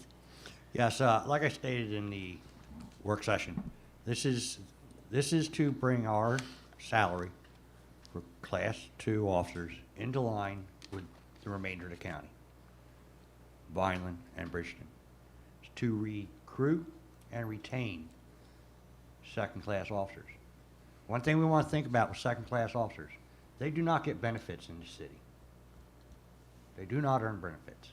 This is not to increase pay up to $35 for current officers. It's to recruit and retain. And that's all. I myself, after discussion with city solicitor, I will be recusing myself of this after the last reading. Mr. Russell, if you'd like to just comment on to. Well, I think that it probably would be appropriate because you have a family member that's in the city police department as a regular employee. Any other comments? No? I think it's a great opportunity because I was a Class 1 myself, but Class 2s are usually either retired officers that come back because they like the job and the community that they work in and they want to continue that. Also, a Class 2 usually ends up becoming a full-time officer because he only needs about 2 more weeks of the academy. So to go back to become a full-time officer, where Class 1 gets about 6 to 8 weeks when they mainly have to go through the entire academy. So this is a great opportunity because what I'm trying to stress at is that these officers who are young that will come in will eventually become full-time officers if we treat them with respect. Even though they're part-time, they do put their life on the line every day, whether they're Class 1, Class 2, or regular. So that's basically what I got to say for tonight. Thank you. Thank you. Roll call, please. Commissioner Hewitt? Yes. Vice Mayor Sui? Yes. Commissioner Romanek? Yes. Commissioner McQuaid? Yes. Mayor Orndorff? Recusing myself. Okay. Motion carries. Item 2 is an ordinance amending the salary ordinance as follows, adding the following administrative title: Executive Assistant Part-Time with a minimum of $10,000 a year and a maximum of $32,155.38 per year. There's a public hearing on this ordinance as well. If anybody would like to make a public need a comment, motion. please. Oh, there has to be a motion first. Yeah, nobody made a motion on this. Move the ordinance on second reading. Oh, sorry. Second the motion. First and second motion on ordinance on the second reading, item number 2. There is now a public comment portion for this. Please state your name and concerns. Good evening, Tim Mccarty again. I hope this meeting goes a little bit smoother and maybe a little bit more professional. Since Mrs. Reinhardt's name was mentioned, Mrs. Reinhardt was interviewed with three other individuals for a full-time position. This position tonight is a part-time position, brand new. No, it's not. Honey? Hold. Ms. Reinhardt was interviewed with 3 other individuals. It was properly advertised on the city website open to the public. This position was in-house from what was given to myself in Oprah request. She was also in charge of quality control for 20 years, so that gives her 20 years of management. Yasmin Monero, sorry if she's watching, I mispronounced the last name, was the last person who had this title and signed the letters as a planner trainee. Both of these individuals were full-time. Again, Yeah, Mr. Carty, please address the board because Okay. you're addressing him. Okay, And that's why he feels he has to. I'm sorry, sir. Go on. And again, Those two individuals hold this position full-time. This position is a part-time position.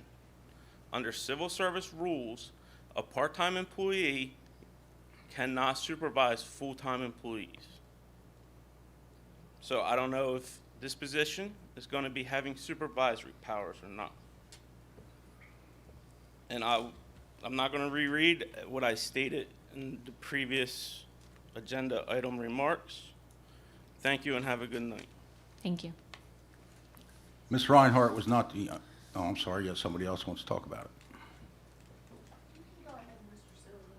Well, I'd rather wait. Maybe I can answer more questions than one at once. Patricia Clark, Kears, Peach Drive.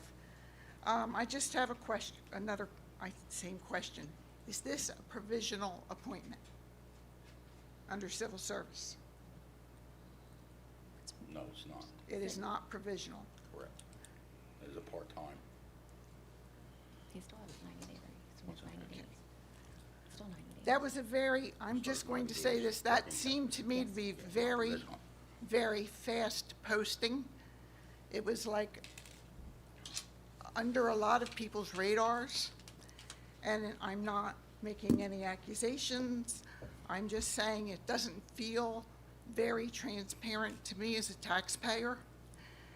And I'm still checking. I still have some questions about eligibility and meeting qualifications, but that can be addressed in the next few years. Thank you. Thank you. I don't know anybody else coming up before I open my big mouth. Anybody else before Jim makes a comment? Angeline Broomhall, Millville. I'm just hoping that because it is a hearing, that some of Tim's questions get answered. As far as, 4 business days of it being posted, 1 business day passing, the next business day it's being announced. It's very hard to believe that due diligence was done, that the day after you're sworn in, it's sent in an inter-office memo to be posted, and it was at 4 o'clock.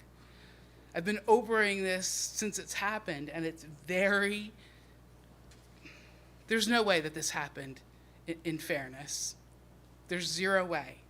So it would, in my opinion, feel better if you would try to at least answer the questions and or at least admit that you just thought that this was a good person, you knew him and you threw him in there. This is not the same position because I Oprah'd it. The first answer I got was Diane Reinhardt held the position. Second, then I was corrected. The Oprah request was corrected and said it was Yasmin Moreno. Both people held a full-time position and had far more qualifications and responsibilities. That's why in the ordinance it says, adding the following administrative title. Adding it. It's a new title. It's new responsibilities. It is. I'll explain that. Because when Yasmin Moreno's name brought up, you weren't sure what we were talking about, who that was. Yasmin was the city's planner who just left. She works for the CCIA now, Yes. and she was the last person in that title, according to... Not the same title. She was a trainer, and she was not qualified to be the city planner. She signed as the planner, and according to public records that have been provided by me. So if you're saying that I'm wrong, so be it, but understand that that means that there's a problem here at the city giving me the proper records. Understand that, because that's the records that I have been provided. There's a lot of questions that were asked, and I think because of it's an ordinance, and it's the very first thing, the very first hire this commission has done, with a questionable applicant, I think it's fair, and I think the public deserves honest, fair answers. Now can I go? Yes. Okay. I mean, it's just anybody else. This title did in fact, Close the public hearing. no, I'm No, sorry. yes, I'm going to close the public hearing now for this. This title did in fact exist before. In fact, I'm the one that had it put on before when I took office in whatever that was, 2013. And the gentleman that I hired was Mr. Michael McDowell. It was in a different department. However, it was an executive assistant title. The title was removed by the previous commission in December. So the title did exist, It was removed. It was not yet codified. Therefore, we didn't know it was removed because I didn't read every minute they had, and we reinstated the title because it was removed. So it's not like we invented the title. The title was there. Second, I don't think you're going to be able to find anybody more qualified than Mr. Davis. He was the commissioner over the department for 3 years. So as far as his qualifications go, I don't understand what that argument is. There was another question, but I forgot what it was. But It was not advertised on the website, which is on, that is, it was posted within on the civil service. website. I'm sorry, Go within ahead. civil service regulations, you should Oprah the administrative contract, and you'll see how we have to post those jobs. That's outlined in the administrator's contract. So you should look in there to see how that has to be done. There Please was, do. it was on the website. I remember seeing it on the website as Pam. I made sure that Pam did everything accordingly because I wanted to make sure everything was done accordingly. So nobody thought that this was being handed to Mr. Davis, as it wasn't. He is well qualified, as Mr. Suey stated, that he has been on the floor. He knows what's expected, what's needed, and we needed the help. There was one other applicant that was not qualified. If I would have gotten other applicants, they would have been reviewed and interviewed. We need somebody in that floor. We have nobody else. This wasn't handed to him. He applied and it was done properly. Thank you. Any other comments? Roll call, please. Commissioner Hewitt? Yes. Vice Mayor Sui? Yes. Commissioner Romanek? Yes. Commissioner McQuaid? I'm going to abstain from this one. Okay, and Mayor Orndorff? Yes. Okay, motion carries. Ordinance on the first reading, please. Sure. The first item is an ordinance approving and authorizing an application to the Cumberland County Roadway Department for the Millville Soccer Association to hold a coin drop on April 9th, 2022 and April 10th, 2022 at the intersections of Buckshootum and Cedarville Road. I make a motion on the first ordinance reading. Second. I have a motion and a second on ordinance, the first reading, number 1. Any comments? Roll call. Commissioner Hewitt? Yes. Vice Mayor Sui? Yes. Commissioner Romanek? Yes. Commissioner McQuaid? Yes. Mayor Orndorff? Yes. Okay, motion carries. Item 2 is an ordinance amending the City of Millville Municipal Code, Chapter 2, Administration, adding Article 24, Veterans Advisory Board, Move the ordinance on first reading with second reading to be on March 1st. March 1st. Yes. Second? Second. Was that a second? Yes, that was Oh. second. Motion and a second on ordinance reading number 2. Any comments? Roll call. Commissioner Hewitt? Yes. Vice Mayor Sui? Yes. Commissioner Romanek? Yes. Commissioner McQuaid? Yes. Mayor Orndorff? Yes. Okay, motion carries. Move on to consent agenda items only, please. Okay, so all matters listed under the consent agenda are considered to be routine and non-controversial by the Board of Commissioners and will be approved by one motion. There will be no separate discussion of these items unless a governing body member so requests, in which case the item will be removed from the consent agenda and considered in its normal sequence on the agenda. Item 1 is a resolution authorizing adjustments in the tax and utility records. Item 2 is a resolution approving subaward number 22-0610 to the City of Millville, the subrecipient for Safe and Secure Communities Grant in the amount of $48,600 with a required $397,644.29 in kind for a total of $446,244.29 for the period of June 24th, 2022 through June 23rd, 2023. Item 3 is a resolution approving participation with the State of New Jersey Law and Public Safety Grant Program, Safe and Secure Communities Program administered by the New Jersey Department of Law and Public Safety, Office of the Attorney General for the application for funding of $48,600 with a match of $397,644.29 for an approximate project total cost of $446,244.29 under Safe and Secure Grant number 22-0610 for the period of June 24th through June 23rd, 2023. Item 4 is a resolution rescinding resolution number 73-2021 adopted on March 16th, 2021 due to a delay in the project completion. Item 5 is a resolution authorizing First Amendment to Resolution Number 308-2021, adopted on December 21st, 2021, approving shared services agreement between the County of Cumberland and the City of Millville regarding Code Blue Warming Center, changing the amount from $25,000 to $41,666.66. Item 6 is a resolution authorizing tax sale certificates held by the city to be foreclosed by summary proceedings in rem as by NJSA 54:5-104.29 to 54:5-104.71. And I just need a motion to approve these items. Motion to approve all the items. Second. And a motion, a second, on approving consent agenda items only. Any comments? Roll call. Commissioner Hewitt? Yes. Vice Mayor Sui? Yes. Commissioner Romanek? Yes. Commissioner McQuaid? Yes. Mayor Orndorff? Yes. Okay, motion carries. Resolutions, please. All right. Item 1 is a resolution awarding professional services contract retaining A. Michael Barker of the firm Barker, Galfan, James, and Sarvas to represent the city in the pending lawsuit entitled City of Millville versus Anthony DeSantis et al. In an amount not to exceed $40,000. The form annexed hereto as Exhibit A, with the term of that agreement commencing on January 1st, 2022, and terminating on December 31st, 2022. Motion. Certification. Who is certification of funds? Second motion. Um, McQuaid. Okay, do you have certification of funds? He's got to say that. Joe should have it. Maybe I can. Let's see whoever's got it. Who's got it? Certification of the funds were provided by Marcella Shepherd of $44,000. Okay, thank got you. 'em too? He sent it first. You don't have them, do you? Have what? You don't have Certification of funds? He's No. got. Oh, he They're got, got it okay. now. With that, I have certification of funds for $40,000 certified by Chief Financial Officer Marcella Shepherd.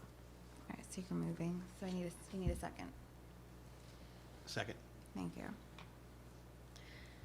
We have first and second on resolution number 1. Any comments? Roll call. Commissioner Hewitt? Yes. Vice Mayor Sui? No. Commissioner Romanek? Yes. Commissioner McQuaid? Yes. Mayor Orndorff? Yes. Okay, motion carries. Item 2 is a resolution awarding an extended contract with Arbrisco Enterprises Incorporated, Bogdan Boulevard, Building Number 514, Millville, New Jersey, to furnish the City of Millville with 2021 street patching and utility opening repairs until March 1st, 2023, in the total amount of $50,000 based on the contract awarded on March 1st, 2021. Motion. Second motion. You need the certification of funds if you're motioning to second. Certifications of funds from Marcella Shepherd, our Chief Financial Officer, of $50,000. Okay. And then who seconded that? I'm sorry. Second Okay, motion. thank you. He's got that one, okay. Okay, I have a motion and a second on resolution number 2. Any comments?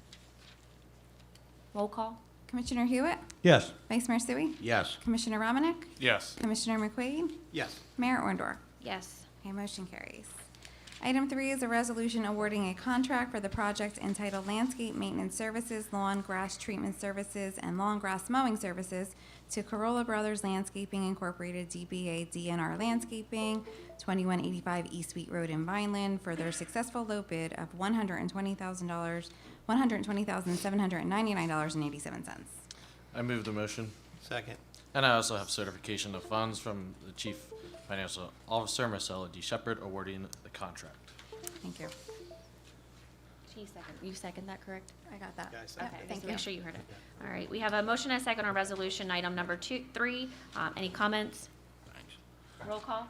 Commissioner Hewitt? Yes. Vice Mayor Sui? Yes. Commissioner Romanek? Yes. Commissioner McQuaid? Yes. Mayor Orndorff? Yes. Okay, motion carries.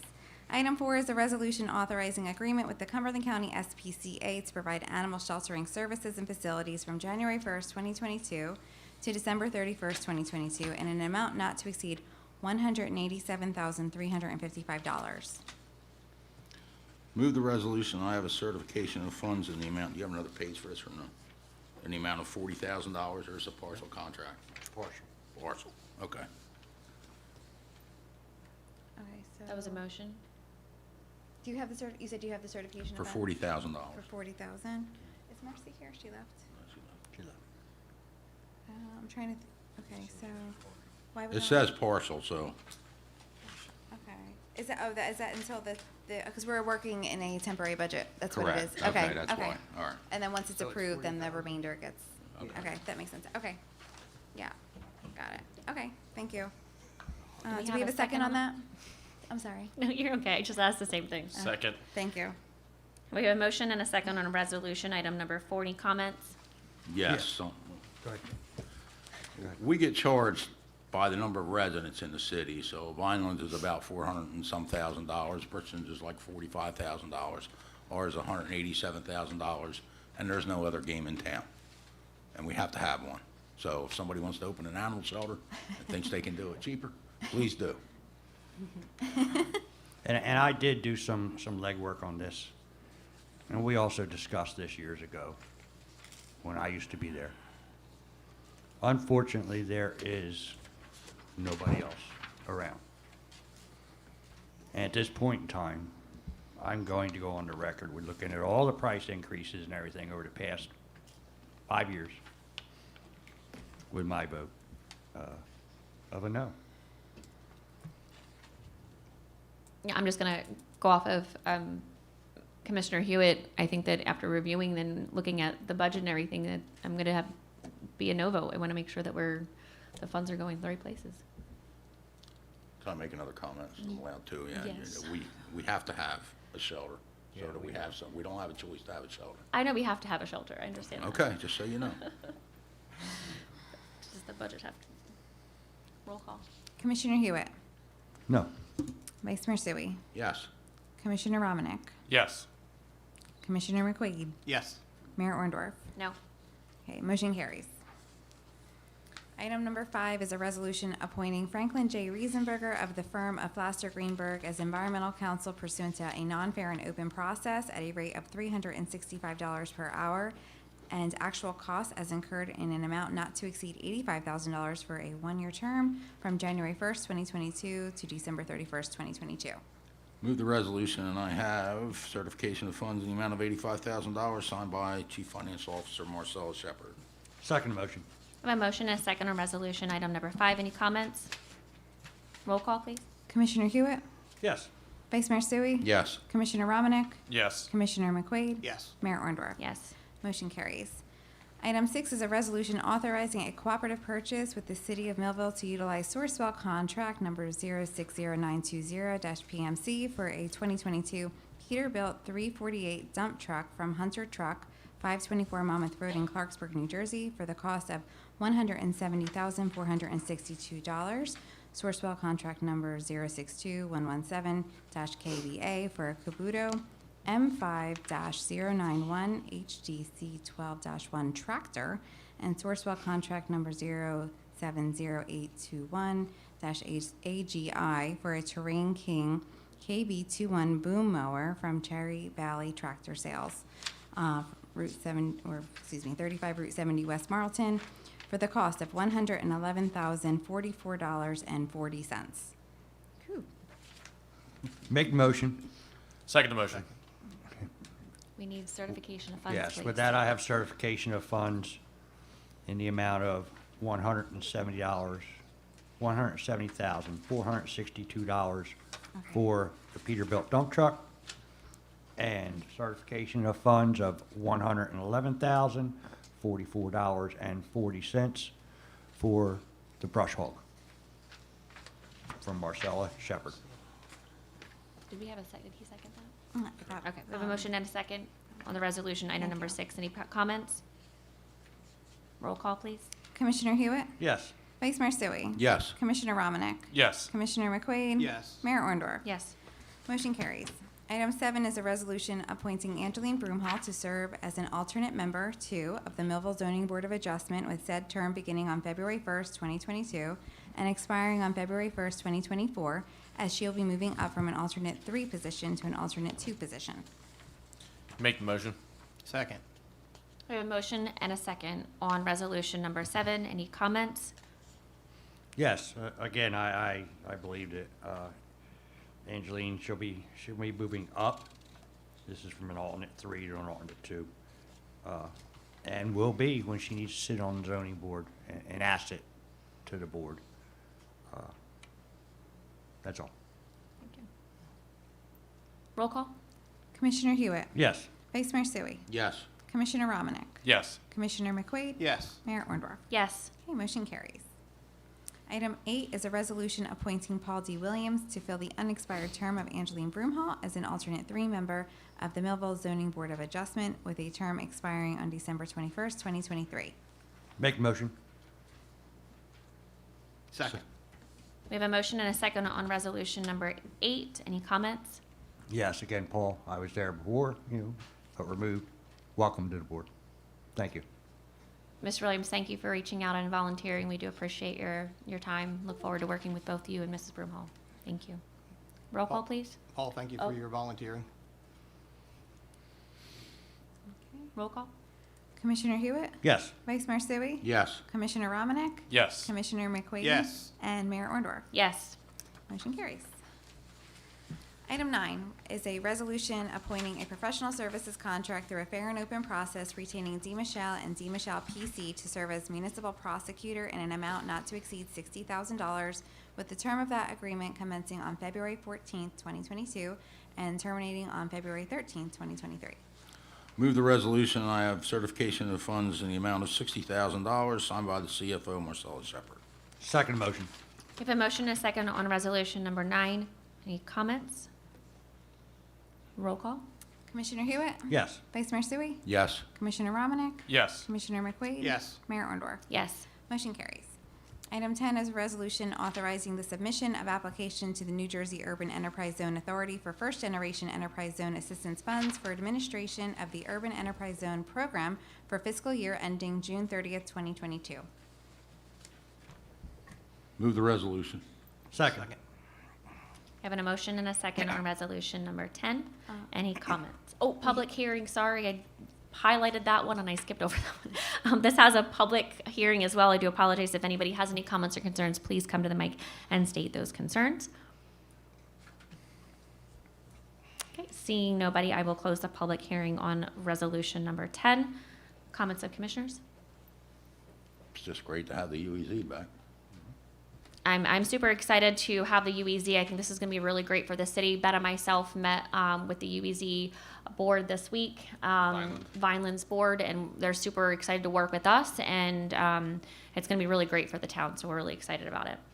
That's good. Roll call, please. Commissioner Hewitt? Yes. Vice Mayor Sui? Yes. Commissioner Romanek? Yes. Commissioner McQuaid? Yes. Mayor Orndorff? Yes. Motion carries. Do you need a break? I'm good. Keep going. On to new business. I just need a motion to authorize the following special event on public lands application, Olympic Day Parade sponsored by the Millville Board of Education on Friday, May 27, 2022 from 9:30 to 11 behind City Hall. I make a motion. Second. And a motion and a second on new business item number 1. Any comments? Just hope that the commissioners will be willing to take a walk with the Olympic Day Parade. The kids are very excited that day, and it's a very nice program. Thank you. I know the kids love the parade, and the last couple years with COVID, they didn't have it and or weren't even able to participate in Olympic Day. So it's exciting to see that it is back. So if I'm able to, I will be there. I would love to walk with them. It's been a long time since I walked in that parade. So looking forward to them. Roll call, please. Commissioner Hewitt? Yes. Vice Mayor Sui? Yes. Commissioner McQuaid? Yes. Commissioner Romanek? Yes. Mayor Orndorff? Yes. Okay, motion carries. Item 2 is I just need a motion to authorize the city clerk to advertise to receive bids for the demolition of 1729 East Main Street, Block 500, Lot 8, 420 North 3rd Street, Block 360, Lot 6, and 422 North 3rd Street, Block 360, Lot 5, projects by 10 a.m. on Thursday, March 3rd, 2022 at 12 South High Street here in the chamber. Motion. Second motion. Motion and a second on new business item number 2. Any comments? Roll call, please. Commissioner Hewitt? Yes. Vice Mayor Sui? Yes. Commissioner Romanek? Yes. Commissioner McQuaid? Yes. And Mayor Orndorff? Yes. Okay, motion carries. We have now reached the public comment portion of this meeting. Anyone who would like to address the commission, please go to the podium, state your name, address, and your concerns. Please limit your comments to 5 minutes.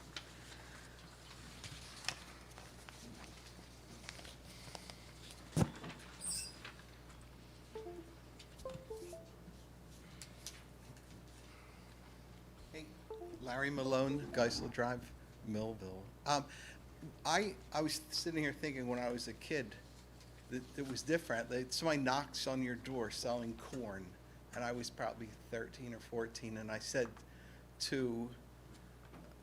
my parents are home. I don't know if I want to buy corn or not. I don't know if they want corn. And when my dad came home, I told him that story. He yelled at me. Not yelled, but he said, you make a decision. You don't not make the decision. You either want to buy corn or you don't. And I never forgot that. So I was a Wawa manager, and I was a business owner, and all you do is make decisions all day. So I don't know why I'm nervous. Just I remember my dad yelling at me. So you make decisions all day. And when I was a Wawa manager, I promoted managers and I trained managers, and I told them, you're a manager because you make mostly the right decisions. No one's perfect. I'm not perfect. No one's perfect. So I appreciate the fact that we need help. And if you can get somebody like Mr. Davis, I appreciate that you made that decision, and I support it. We have tools in the city. We have fire trucks and police cars and dump trucks. That's a tool to do your job. Mr. Davis is a big tool to do our job. You guys are going to have to make decisions on the Wheaton project. That could affect the city of Millville for 50 or 100 years. That's what we need to be focused on. We don't need to be focused on the day-to-day. I guess whatever, we're looking at legalities. That's the difference between running a government and running a business, because I just made my own decisions. But then I got in trouble, sometimes with Wawa, and you worked in a corporate kind of a thing. So one thing I want to ask Mr. Suey. We had a wonderful engineer, Wayne Johnson, and he did a lot of good for the city in his couple years here in the past. So I'm asking you because you were here. We dealt with a project on Rhonda Drive, and I became the spokesman. I don't even live on Rhonda Drive. I live around the corner. But I became the spokesman, and it was flooding, and we had basement collapses and crazy stuff. Mr. Johnson came out, and he did some work out there. He put in an extra grate, and he was really into it. But it never got finished, and I think, so I'm not positive, someone told me, I don't think it was him, I think it might have been the next engineer, there's a big pipe that goes from that Rhonda Drive back to Cedar Lane, and then it goes out. And that pipe, they ran a camera down it, and it's crushed, or something's blocking it. So at some point, when he gets his feet back under him, because now he's back, we need to get him, see if he remembers that. And if we can I don't easily recall any fix pipe that. being crushed there, but, I mean, we'll check into it. It's not flooding anymore, is it? Well, it hasn't rained like that. So I just, while it's not raining like that. I'm pretty sure it's not crushed. I think it was blocked, but maybe we can just ask him.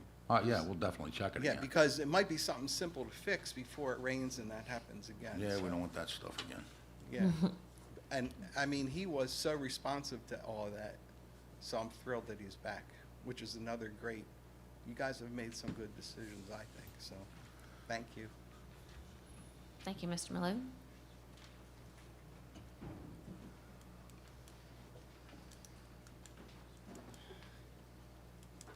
Kevin Aselta, Millville. Resolution 6, I just want to say thank you for not bonding something that we're only going to have a 5-year use out of and paying for it for 30 years. So thank you for that. Hopefully that's a trend that will continue. I'm also very glad to see the urban enterprise money come back to us. Hopefully this time we do invest it, we loan it, we have it come back to us, so it's not a one-time and gone use product. This way we can continue using that money for 20, 30 years. Unfortunately, in the past, it has been given out. Some of it just disappeared. Some of it was not secured. Hopefully, when we give out the urban enterprise money, that we secure it. We make sure the company is bonded. Let's do a little diligence to make sure we get the investment back. Because we got lucky this time and got it back. It may not come back another time. And then the last thing is, it was brought up, the Wheaton project. I think, Mr. Sui, you briefly touched base on it. As I did the previous commission and your commission when you were doing the first round, that is an entry point to our city, something that's been here for a very long time. Whatever is going to be there is hopefully going to be there for a very long time. So hopefully it's beneficial for not just the city today, but the city for the future. So when we make decisions on that, I hope we do our diligence on it to make sure it's something that everybody in the city is going to be happy with, and something that's going to be an economic growth, or something to the city that has future use for the generations. Thank you. Thank you, Kevin. Thank you. If I just may. Go ahead. Mr. Salto, I almost hate to tell you this, but resolution number 6 was a bond. It was from the last commission, but the life expectancy of dump trucks and heavy equipment is much longer than 5 years, unlike some public safety vehicles. I'll just leave that part at that, okay? I really hate to tell you that. Kevin, some of our vehicles are reaching over 20 years, and they've been having problems getting parts for them, especially with the shortage. I really didn't want to tell you.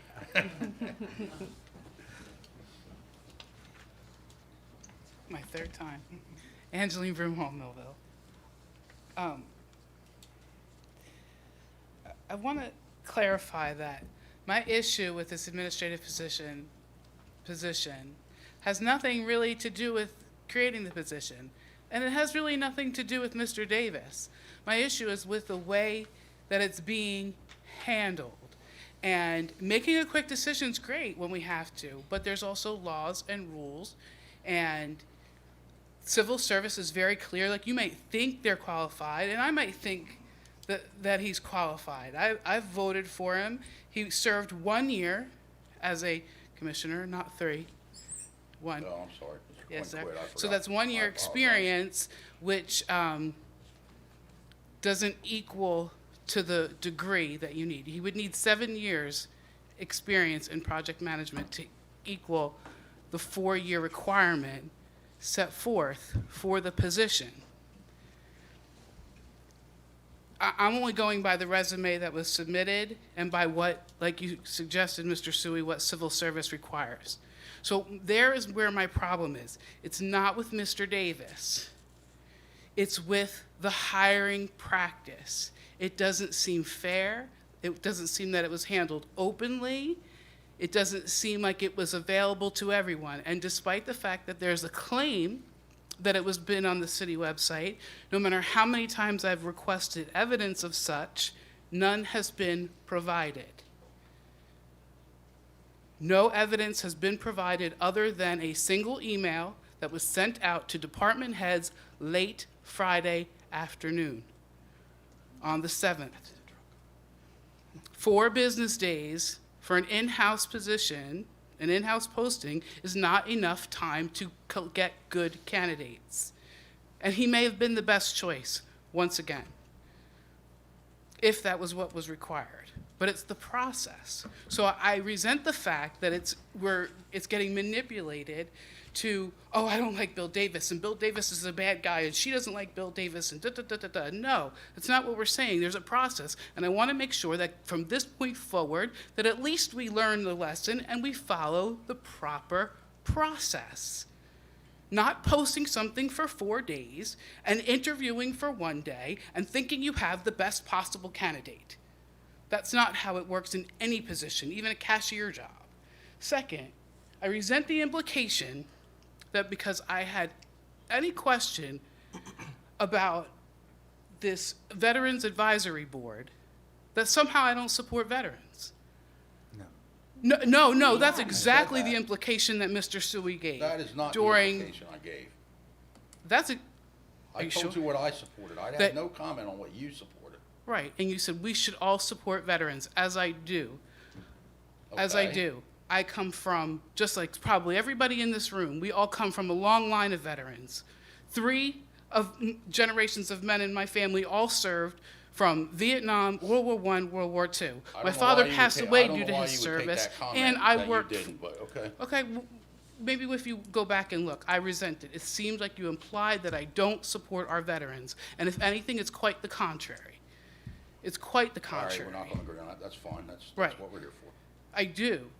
We have services that do. Let's try to do this correctly and pull in what homeless services we have, what veteran services we have. Again, hurrying up, rushing to make a decision for what purpose?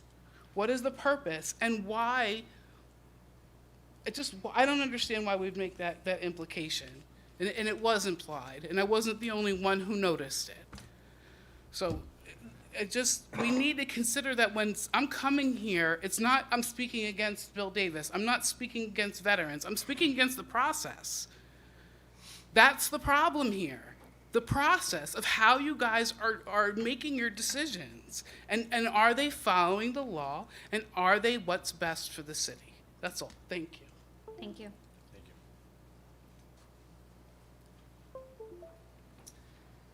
Good evening. Dominic Francesco, 505 West Buckshootum. Number one, to speak to your EMS, I am a prime example last week of having the ambulance get to my house quickly for myself. I saw. Yes, so they are very quick and to the point. So kudos to the fire department. Awesome job on that part of it. I want to thank the board for mentioning the Veteran Advisory Board. And just so everybody's clear, when I brought this idea up a few weeks ago, I had mentioned, and for those that were not there, I obviously ran the Veteran Advisory Board in Mays Landing for quite a few years. And that board worked exclusively not only for the veterans that were in that township, but it also worked exclusively with the VFWs and the American Legions. There was no separation. There was no everyone out for themselves. This was a collective group for the betterment of the veterans in that town. And I happened to take notice that in Millville, I did not see an organization separate from the VFW and the American Legions, which, by the way, does an amazing job for the veterans. But having a Veteran Advisory Board that works exclusively with the commissions does nothing but make it better for the veterans. There is absolutely nothing wrong with taking care of your veterans. It is hard enough for them, especially those veterans that live in Millville, that do not have the access to get to the certain services that are in the communities away from Millville, whether it be Cumberland County, whether it be Vineland, Bridgeton, wherever the case may be, that do not have the access, but guess what? Maybe have the walking capability to come to a Veteran Advisory Board meeting to express their concerns. That's what this is about. It is about making sure that as a community, whether it's the commission, whether it's the volunteers who are going to go on this board, that do the best for the veterans. This is, and it's a slow process. I mean, in essence, we are starting from the ground up. And like I said 2 weeks ago, I am more than willing. I am a veteran, 24 years and still serving. I love my country, and I will do anything for a veteran. And I will make sure that I will put my foot forward with this commission and anyone else that wants to do it, because I'm sorry, there are 1,500, if I'm not mistaken, veterans in this town. Somebody has got to speak for them. It shouldn't be Vineland. It shouldn't be Cumberland County. It should be Millville, the people that live in this town. So, like I said, thank you for stepping forward on this. Anything you're going to need from myself, and I'm sure there'll be other people in this city once they get wind that this is happening, that will be more than willing. As a matter of fact, I spoke with the Veteran Advisory Board Chairman for Mays Landing just last week alone, and he's super excited and is willing to help me and anybody get everything off the way it should. So again, thank you to the commission and anyone else that's looking forward to this, and I look forward to working with you guys. Thank you. Thank you. Thank you. Seeing nobody else, I'll close the public. Oh, one more. Never mind. One more.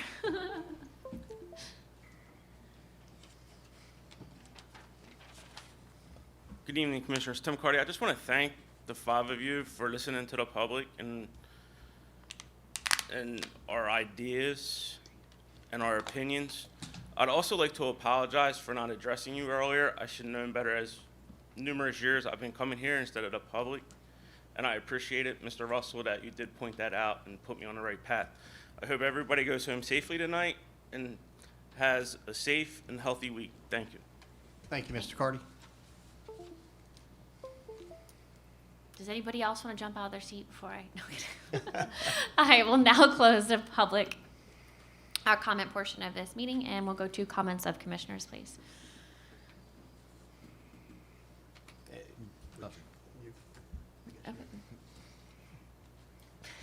All right, Carl. Go ahead, Look, Vice I Mayor. want to thank everybody for coming and giving their opinions, and, you know, I guess, there are gonna be times that I'm offended by something somebody says, there are gonna be times that you're offended by something that somebody says, and that's okay, it's freedom of speech, freedom to get offended, freedom to offend, like it or not, it's tolerance, price of freedom is tolerance. So with that, progress. I will take a minute. Just I a want to minute. thank everybody. I want to thank everybody for coming out. We're seeing more faces than we've ever been used to seeing, because I used to be out there for a long time. I am going to ask one thing, though. I can look back to where I tried to confront somebody at that podium, sitting in a chair. That should stop. Really should stop. I'm not saying to be ignorant, but it should stop. Madam Mayor, you have control of the flow of, and I'm just saying that because I've been on both ends of it. I've been there being confronted, and I've been there confronting there. It's professionalism. We'll all get our turns. As far as that goes, Kevin, good to see you back. Sorry we had to break that news to you, but we both thought it at the same time, you know, and it is two usable pieces of equipment that much longer than 5 years. Angel, as always, thank you. Tim, thank you. Mrs. Kears, thank you for coming. Please continue to come. Dominic, you know what I feel about veterans. I have some questions. Maybe we'll talk between now and the next meeting. Not bad questions, just thoughts. Okay? And thanks for being here. Other than that, thank you, folks. Madam Mayor, you mind if I jump in? Yeah, absolutely. I'd just like to thank everybody for coming out, and, you know, if we work together, I mean, we're commissioners up here, but we're just people just like you, and we need your advice and opinion to help us make our own decisions here to better the city. And I think this board of commission will work well, as I was on other public offices, and we worked very well together. Just, you know, you have questions, reach out and, you know, contact the commissioner that may be in charge of that department, and we can work well together. And if you see any potholes, now I'm going to jump on that, please call Wayne Grossman at Streets and Roads, and he wants them, He's done he will now. fill them up. He's done. He's done. Just throw him under the bus. Thank you. I'm good. Thank you, everybody. So I'm just going to start with Commissioner Hewitt's comment. I've been to a number of recent commission meetings, and I felt that I wasn't welcomed as a citizen. I felt it was cold, unwelcomed, and every time I was there, Mr. Carty or Angel or Kirk had got up and spoke. And I applaud them for that, because I didn't want to get up. So I do thank you for getting up and speaking to us. I'm trying to run a professional, meeting, but I like to have fun. We're humans. We're allowed to laugh. We're allowed to cry. We're allowed to get angry. We're allowed to be emotional. And I think I'm doing an okay job so far. But to run off the professionalism, I ask that when you come to the podium, that you address the commission and the people sitting in the audience to respect their time. And if you have something to say, to please come to the podium. And moving forward, if we can't respect that, if we can't respect the commission, we can't respect the citizens, you'll be asked to leave from the commission. Please be respectful. We want you here. So please continue to come and comment. There was a lot, so I don't know if I really need to touch on all of them, but I think the biggest thing that hits home for me is, Angel, your process. Understood. And I will tell you, the process, I overlook and question everything, okay? Because I know people can Oprah things, and things need to be followed a proper way. I consulted our city solicitor and our HR rep. Am I following processes? If I'm told yes, then I'm being told yes. And until you're finding out other information, that's news to me. So I'm seeking the professional advice, and if that's the wrong advice, then I'm sorry. So again, I'm trying to follow the processes, and maybe there's something missing, and we need to work on that. And I think that's what this commission is trying to do. We're trying to create processes and follow them and making sure things are done properly. Looking forward to the UEZ. I think that's going to be a great benefit for new businesses coming in. That's going to they're going to want to be in that urban enterprise zone. It's exciting. I'm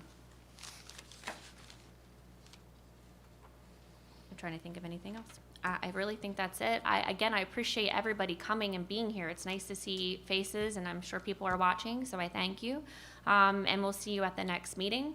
We have the work session, and if anybody is willing to, anybody else, volunteer for the city, we always are looking for help in multiple facets. So thank you. Everybody get home safe, stay warm, and we'll see you at the lake on Saturday, jumping in with me and Commissioner Romanick.